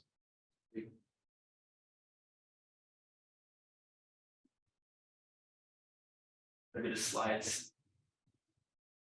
Okay, so those 24, just curious who those 24 people were. Did they all play tennis? Oh yeah, so I didn't know. Oh, Yeah. I sent the form to people that played tennis. So Okay. I sent it to a lot of my friends. They sent it to their friends, and then I sent it to my coach at Punho, and like they filled it out. And then I sent it to my friend on the UH team, and I think he sent it to some people that he knew on there. So wide variety of people. Yeah, that's answering my question. I was just curious whether you will ask other non-tennis players. Obviously, it probably wouldn't have seen any benefit. Possibly. But one thought I had, and I've seen with the squeegees, is people using it to light cars. You wash your car, and then you get this type of squeegee to actually light the hood. And have you thought about other purposes more than just sports? Oh yeah, for sure. I think that rather than sports, it could definitely be like a sort of a household item. Think of like, driveways or other pavements that can be used. As for like stuff like cars, the squeegee is more built to be heavy duty to withstand like a rougher outside pavement. But in the future, it's possible like to make it for something like that, make it a little bit smaller, have like more like agile features that kind of are nicer on like a car, for example. That's definitely possible though. Just keep your mind open and think about all these other possibilities, even the market for restoration companies out there, right? Emergency restoration. They have to go out and flooded, classroom like this. That's a big one. Yeah. Okay. So just keep your perspective open more than just sports, and just start thinking about all these other market opportunities. Let's talk about that applications too. You can make it multi-purpose or like convertible, to handle different things. But I was gonna ask about the prototype. So you haven't made a prototype yet. So creating a prototype for something like this is gonna be a challenge and everything. And you will need funding for that. But did you try to get any idea of about how much like you would need to do a prototype? So make a prototype? Well, I think a lot of it would just kind of be like going to like Home Depot or something, just kind of like getting like these materials to make like a really rough version. So like when I was thinking of this, I was thinking of it, I guess like, so in my dorm room, I have like a Swiffer. I was like making it, I was thinking it could be just like that, but like, bigger parts. So I'd probably get some like, metallic alloy, sort of like pipe or something, and have like rubber and just like kind of like, stick it together and have like the detachable, the handle would be a little bit more difficult, maybe require some engineering, but nothing that hasn't been done before. It's a lot of different products like that. So I'm not too sure how much it would cost, but I can't imagine it'd be like anything absurd, like the, thousands. I think just like having the materials and being able to be creative and put it together. So you gotta think about like the specifications of what you're trying to put together and everything when you start doing that, just that's everything. But the different kinds of materials, right, that you would need to look into, how much they would actually cost and everything, and how much they are to work with, because certain materials will be harder to manufacture and work with and will cost you more to do that kind of stuff, and then your weight, right, not to be portable. So there's a lot of things that you gotta pull together. Okay.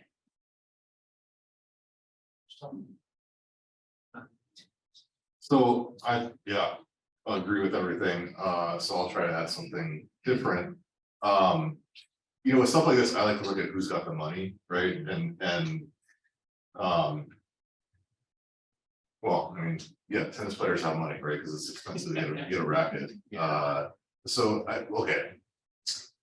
Tangent question: is this a growth market? Like, are the number of tennis players growing? They actually did over COVID. They actually grew in 2 years. They grew 20%, and pickleball grew even faster, 40%. So there is like a resurgence of the sport coming out of the pandemic, and people are still finding a lot of joy in it. And as well as like it's not only tennis, but pickleball and like that market is really skyrocketing right now. Right. And where pickleball is created, Seattle, Washington. I mean, it's called the Rainy City or something like that. Right. I think it's a really big market. Yeah. What's the is this better than non-portable squeegees? Like tennis squeegee, like the roller ones. Well, ideally it'd be like a portable version, but it'd be like similar efficiency and quality. So I wouldn't say it's better, but like it'd be like the same value, but just to be like portable, it's easier to get to other places. Got it. Well, then what I'm going to say is not going to make any sense, but liability is a big thing, right? And people spend a lot of money to prevent. Like if you were to get hurt on a court, that'd be a very expensive lawsuit if somebody didn't squeegee it correctly, right? And so, people who own and operate tennis courts, schools, the government, they're very motivated to lawsuits. So, but it doesn't really make sense if it's not better. If it's better, if the thing that's better about it is that it's cool. Had to say something. Yeah. Cool. Anybody else?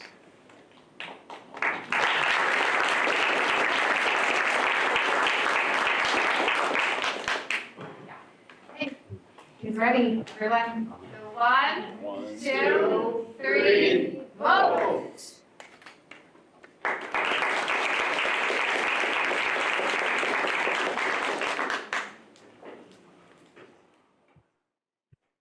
Okay, our 7th finalist is Changing Japanese Higher Education, presented by Yuki Harahara. Hi everyone. First of all, I want to ask you guys, how do you guys feel if your eyesight is like this? Today's presentation is kind of a barrier in higher education. This is my today's contents, and I'm going to talk about my mother because my mother's life influences my business idea. And she came to Japan after marriage, but she was born and raised in South Korea. And so at the beginning of 2021, so it's 1 hard years ago, my mother neglected her life, especially in 2020 when she came to Japan, because she was so alone, and then she really felt she wanted to connect with others, and then she spent tons of money to call, and that was so like sad thing for me. And do you guys know this drama? Some of guys, okay. To be honest, I didn't watch this yet, but this is this story became famous because this story shows how Japanese discrimination toward Korean in Japan is so harsh. And next slide I will be presenting contains racist slurs and hate crimes. So if you feel uncomfortable, I apologize in advance. This is one of the image examples of Japanese hate crime towards the Korean people. It says like kill all Koreans or big lie about Korean forward women, World War II. And so this is why my mother and myself spent hard time in Japan. And about myself, I also had a hard time in Japan, so some issues still remain myself. And then some programs made me hard to keep in college life. And so my mother has a language barrier. She couldn't think relearning in Japan, and she couldn't think that making new connections by going to college. And I thought it is kind of high school, our education system programs, and just me, because of some issues, I also have difficulties to keep college life. And then I wonder some questions kind of this in our society education system really helping our lives? Is our society's after careful installation really enough? Then I took some survey. So I would like to this opportunity to express my deepest appreciation to those who answered in this survey. I know Noah answered my survey, and I could get 74 people answered, and so most of people are calling high school high or education students. And then this is my questions in a survey, and I asked some difficulties in college life, and also I asked what was helped to their college life, and also what kind of support could you think helpful for your college studies. And then I realized not only those people who have visible disabilities, but also many students have many concerns and struggle. The higher education program is not so simple. Many kinds of programs is commingled, but also I believe higher education system can give some resources to their life. So the solution is I want to make some website or the YouTube channel which provide information about our higher education system programs or support system. The similar service is really many in our society, but the difference is I want to have an impact on politics, because many education support system is kind of providing support for individuals, but those kind of support system doesn't solve every problem in our society have. So also I want to be more enlightening, or maybe that raises questions. So I want to I don't want to show just a problem, just a solution, but also want to ask and the chance to think those kinds of problems for many people. And this is kind of my future fingers, who I want to deliver to those of kind of people. So I believe my idea is just idea now, but this idea can become a good opportunity to think and wonder our content education system once again, and have a power not only individuals but also society or community. So thank you for listening, and thank you for giving such a great.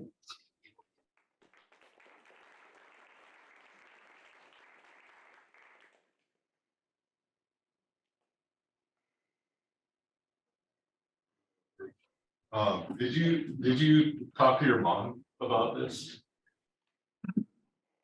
No. Yeah, that's too hard. Yeah.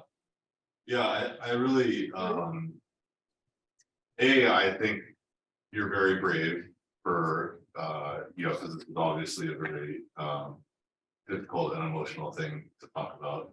And I think it's a problem that a lot of people, go through, and now you're making me tear up a little bit, so. But I think that's gonna be a real positive, or that's what's gonna carry you through a lot, because the kind of the common advice in startups and these kinds of projects, that it takes 10 years, right, to make a difference. And so you have to have something that carries you through those 10 years. And it's not just making money, and it's not just, being famous and being the next Elon Musk or whatever. It's like things that really affect your life. So I think you got that going for you, and if you have that, then I think the rest will kind of come after that. So. Thank you. And then I didn't catch the name. Do you have like a name? What's the name for it? Actually, I didn't name this idea. So Yeah. Work in progress. Okay. Yeah. And yeah, I don't really know what to say other than I think you, did a great job.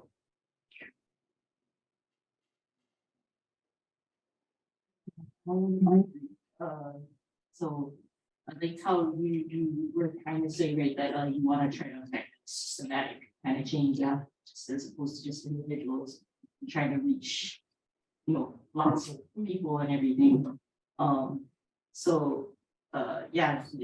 Doing a really great into like helping figure out what can support the apps, right, and everything, and being able to do that through YouTube or some kind of social media network or something like that. So it's a good idea. There's definitely a need, right, for sure. Good job on the survey. A lot of responses. Which, the more people you talk to and get validation from the better, a lot more feedback input there. If you look at competition, who's doing something similar to your idea? Or is there someone already doing this? Are there YouTube channels or? I know some like college YouTuber have researching about education, their own school education system or curriculum. But I think those kinds of things have lack of integrity to school affairs or admission office or those kinds of really system things. So I want to make the difference of those things. Not just the academics, major, like junior, there's a lot of that. Or in general. Or in college students.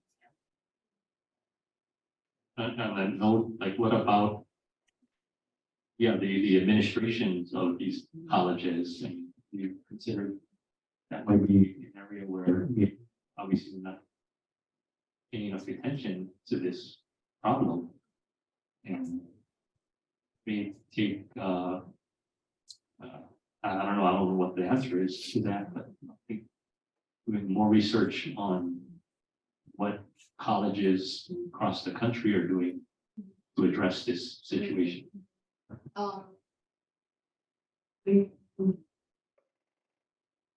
So when I came here, this is my first semester, and I saw the syllabus. So here is classes, and then all of syllabus noted the existence of Coco program. This is our disability support system support office, but in my country, those kind of things in our syllabus. So I think it's really big differences because I took a survey for 74 people, but I just interviewed for 2 people, and one of them have disabilities of eyesight. He's not totally blind, but he can see everything. Then he asked his program to the building, using building to our Japanese universities academic affairs, but they denied his asking because we can afford something like that. It's too ridiculous for me. But if we have some like disabilities office in our university, I think there are fewer Japanese universities have disability office. So I want to have impact those things. Yeah, the changes over there.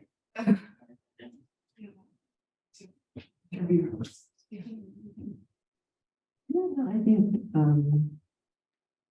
like the feathers and I think it's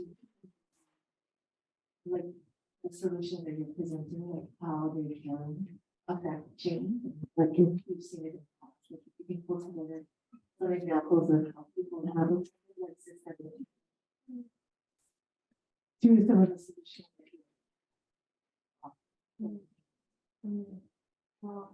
Or in my opinion, knowing is really powerful solution to have boundaries or how to think about their current situation. And maybe my idea is not like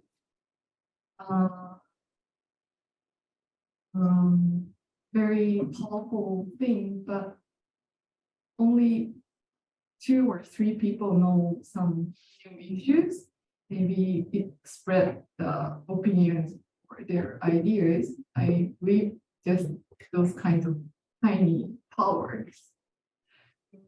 I actually don't think much about how affect the people. Maybe making media meaning. That's just I can say to your question. Okay.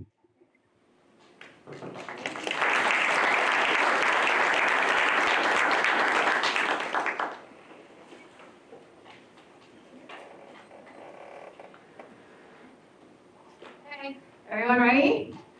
1, 2, 3, vote.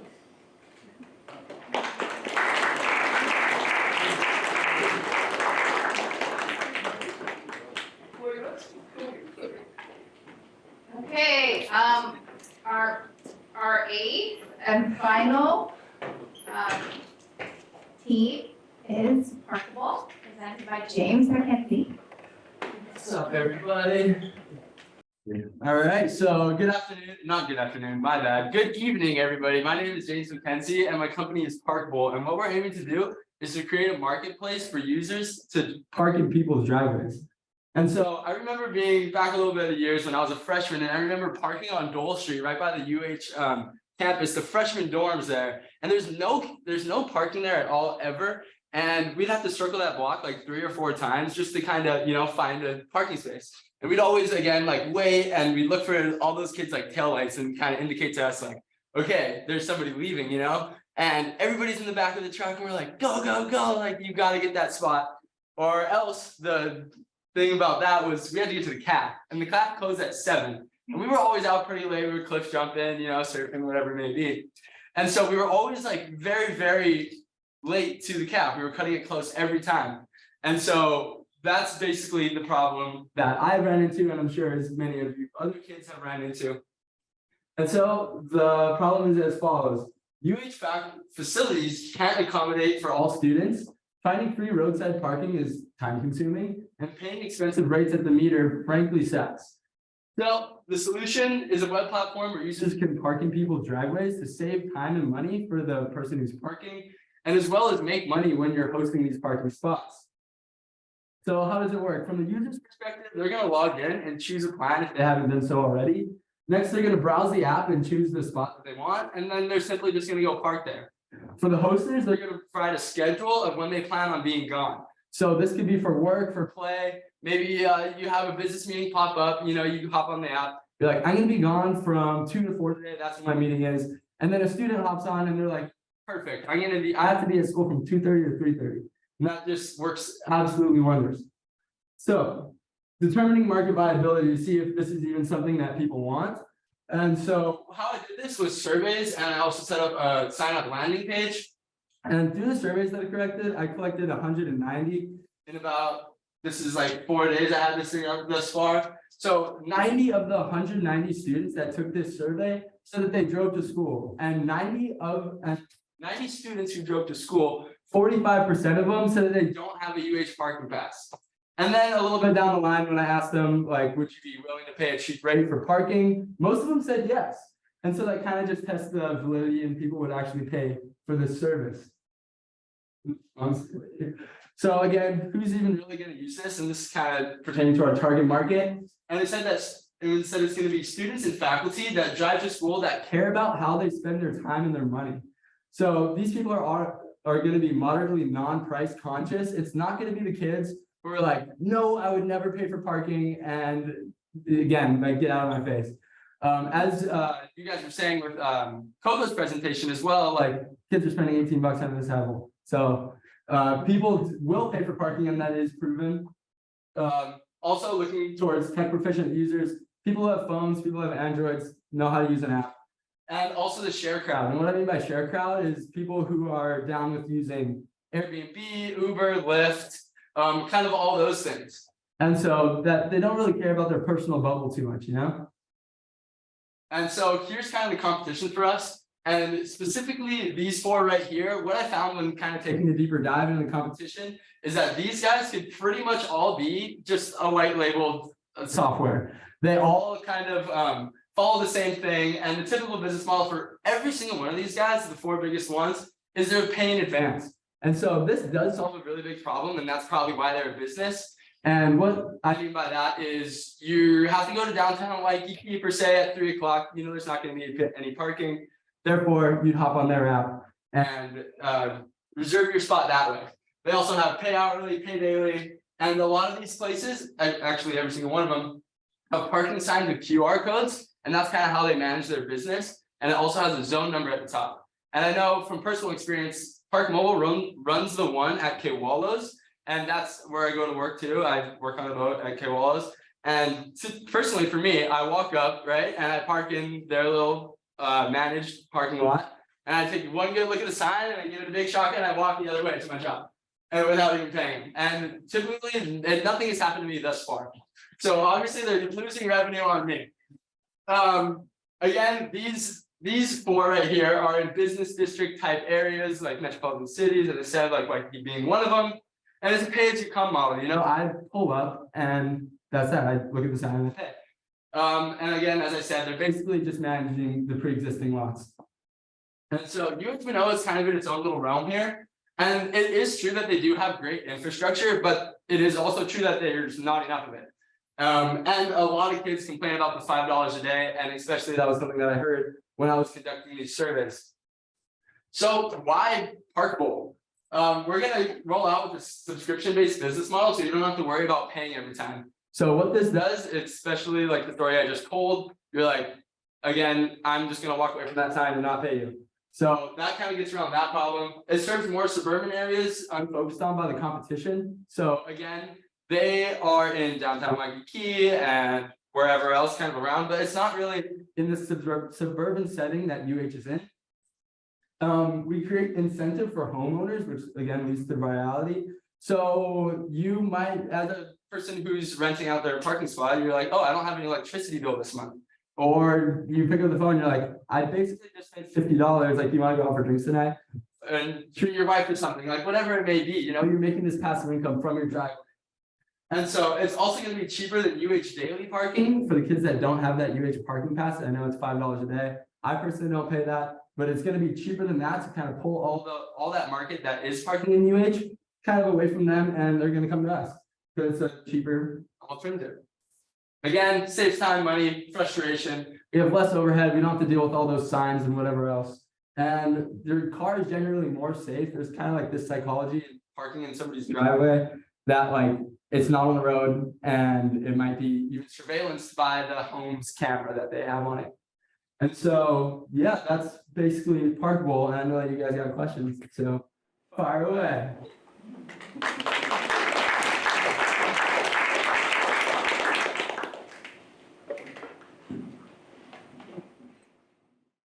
I guess, you know, how many students actually, like, what is the size of the market? Size of the market? Well, I mean, through the survey that I did, like the size of the market is obviously pretty big. A lot of these kids, 45% of them don't pay for the UH parking pass. And that either means that they're paying the meter or they're taking another way to school, which is also in the survey I showed that as well. But of the kids who are driving to school and would use the app, again, 45% don't pay for it. And that is only with the 190 kids. I know that's like kind of a little bit small for what we're going for here. But I do feel like a lot of these kids would pay for it, and the market is pretty big, especially for like cheap, easy, convenient parking. Because I know that personally, I spend 45 minutes circling around the neighborhood right here by Shiloh, and then don't get anything, you know? So I mean, I would use it, but yeah. I mean, yeah, I mean, like, if you have any idea of how many students are here? will actually drive to school. Actually drive to school? Yeah. Well, I mean, of the 190, 90 of those students drove to school. So I mean, if you just blow up those numbers and I ask more people, it's probably going to be that number. But I mean, I got it again handed out. That was a really short sample time. That was in about 5 days. Yeah. And so that is literally just me going out and pitching or like getting in front of a big group of students like this and being like, hey, scan this QR code that was up there. And, you know, that's how I got a lot of responses, go out in the campus center, talk with those people, just hop around table to table. And so, again, if I... Sure, what does your pay structure look like for the pay structure? The homeowner drives their own. You say the pay structure? Yeah. Okay, so the pay structure is, I've ran like a couple of different models as of right now. And so one of them was, okay, we're gonna have one flat fee for everybody, and that doesn't really work on the user side and the hoster side. So I was like, okay, $50 an hour, whatever it was, I forget the number at the moment, but it's cheaper than UH, right?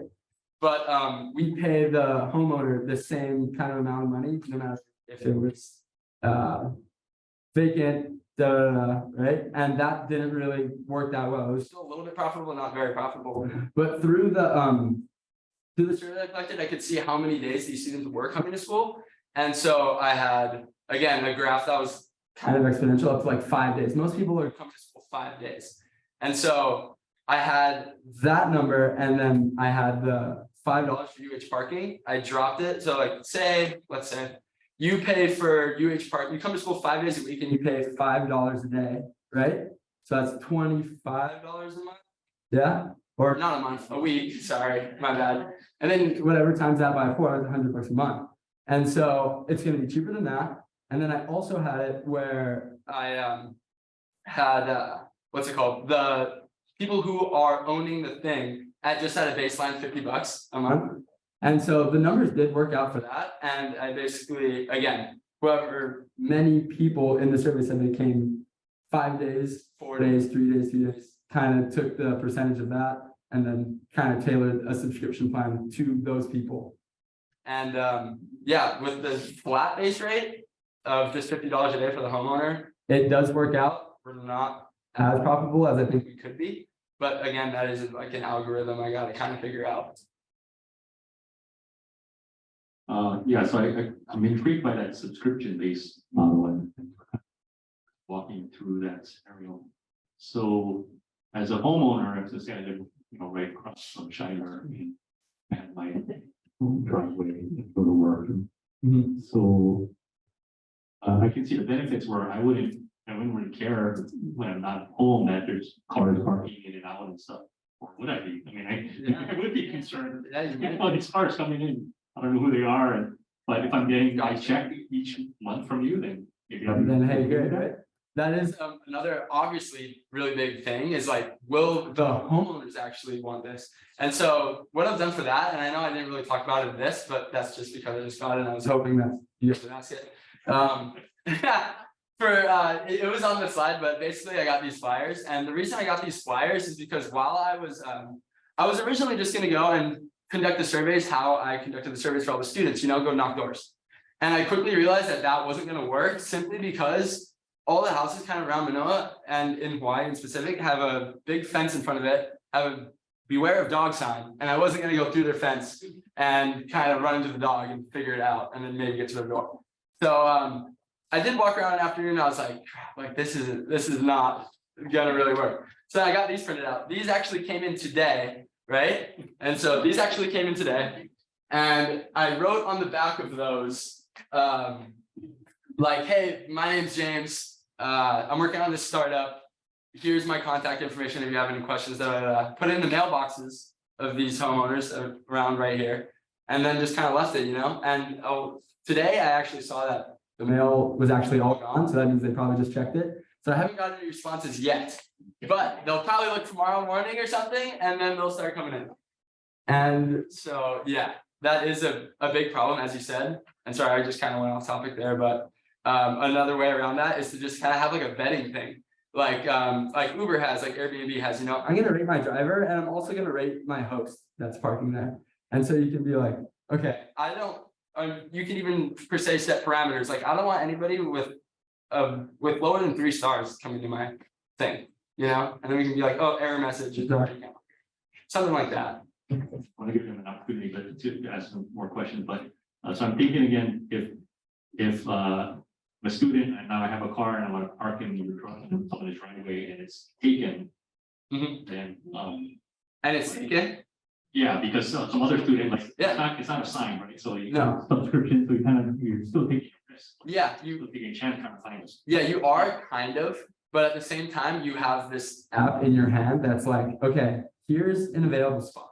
And the chances of it getting taken within that, and most of the time, how it would probably work is you go and a lot of the time you're trying to find free parking first. I feel like that's kind of an obvious play there because who doesn't want free parking, right? But the next thing is, oh crap, I have somewhere to be. I got, the opportunity cost of me not, getting whatever. You pull out your phone and you're like, okay, there's a parking spot right there.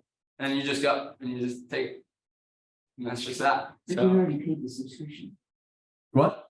You already paid the subscription? Yeah, you already paid the subscription. But then you need some sensor or something that says that the store is available still, right? Yes, that is gonna come through the you're totally right. And a way I've thought about this is how when you have an app or whatever and you start it, a lot of the time, I don't know if you ever used any of those 4 other competitors, Parqable, but basically what it tells you to do is enable your GPS location on your phone.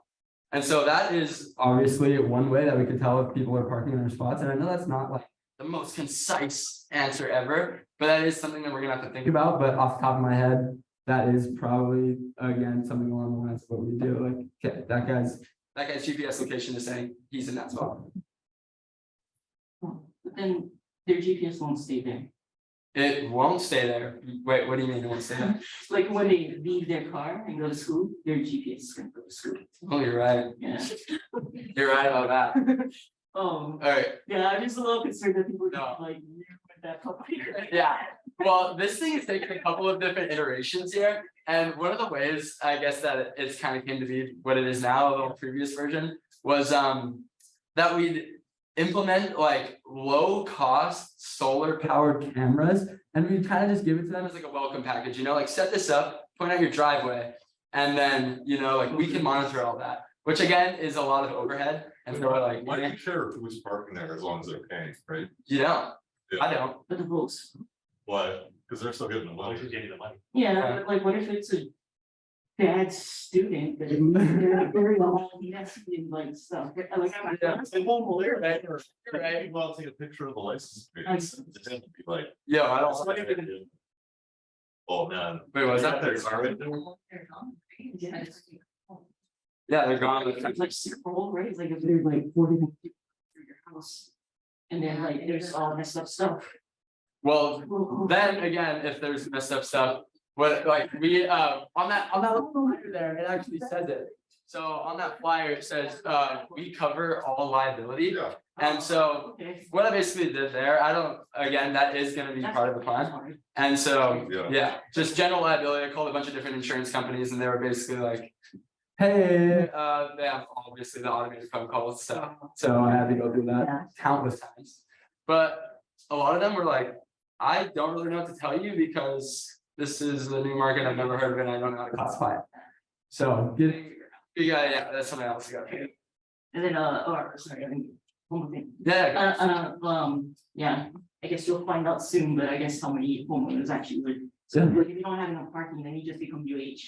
Yeah, Cheaper. exactly. Yeah. And so, but I do feel like we do have a competitive advantage against that, just simply because it could be exponential, like the amount of people that are doing it, you know? And like, say, one of you guys signed up, you're like, I'm getting paid $50 a month to essentially not really do anything, and I'm, you know, fine with it. And then you're like, wait, you're getting $50 a month to do this? Now you have money to spend elsewhere. Maybe you, again, want to pay for all of your streaming services, Netflix, Hulu, Disney Plus, You're like, oh, my driveway pays for that, you know? And everybody else is gonna be like, oh, I want. Yeah, I'm gonna have 2 spots or 6. Yeah. Right? Exactly. Zach. Which can be really efficient, you have one. Sure. That's tricky because I have the most experience in it because it's a 2-sided marketplace. I spent 5 years building one of these. But I'll try to keep it short. So the question, the core question, all this stuff, all solvable and being solved by other similar providers like you, like Uber and whoever else, right? The only question is, do the economics make sense, right? Like how much can you make? Is $100 or is $100? It's not gonna be 100, right? Because you're gonna take your cut, which is probably gonna be 10%.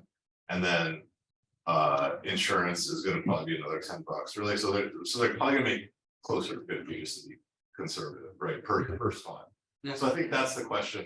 Skip all this stuff. This is just gonna be waste your time. Just go find one house and like 4 students and be like, this is now, you know how you gotta pay UH $200? Yeah. This is your spot. You're gonna pay $100. Right? Gotcha. Yeah. And then prove it that way. Yeah. You don't need an app. You don't need any of that stuff. That's true. Yeah. I also work in maintenance pools, and that's how this guy does it, you know? And that's like how the pool business works. Yeah. Is again, you have these people, and you're like, I'm gonna service your pool. Your pool is mine. It's not anybody else's. Yeah. And so I could definitely see the subscription-based model working for that. That's your one spot, and that's your one spot only. I don't think subscription is the right way to go either, though. Really? Because Uber's on subscription, right? What'd you say? Uber's on subscription. This is Uber, right? Yeah. Like I need a car right now. I need a parking spot right now. And then you could look at Uber. Uber's layering on services, right? They do Uber Eats. You can do a subscription. They, you know, all that stuff. That's all later. Like you just have to prove the economics. Because if that works, then you can scale this. You can scale it. Right? If it doesn't work, if it's too little money or whatever, then it doesn't work. Yeah. What are your thoughts on like? Okay, hold on.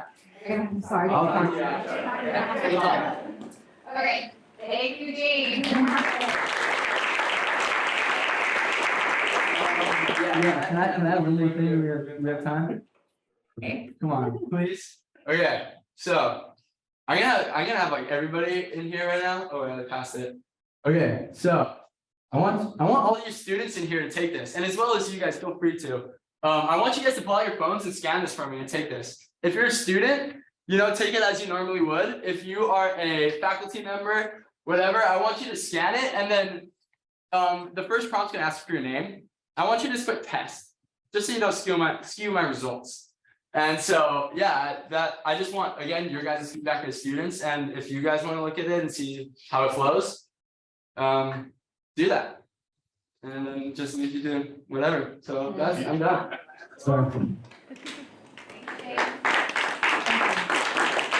this is the last one. The last time you guys get to count. Ready? 1, 2, 3, vote.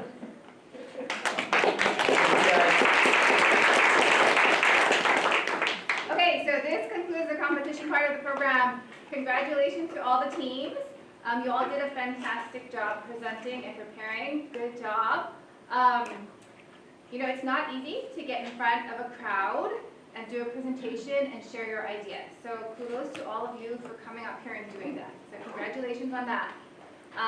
We would like to recognize all of you for your achievement. So we have a certificate we'd like to present to you. So when I call your idea name, please come up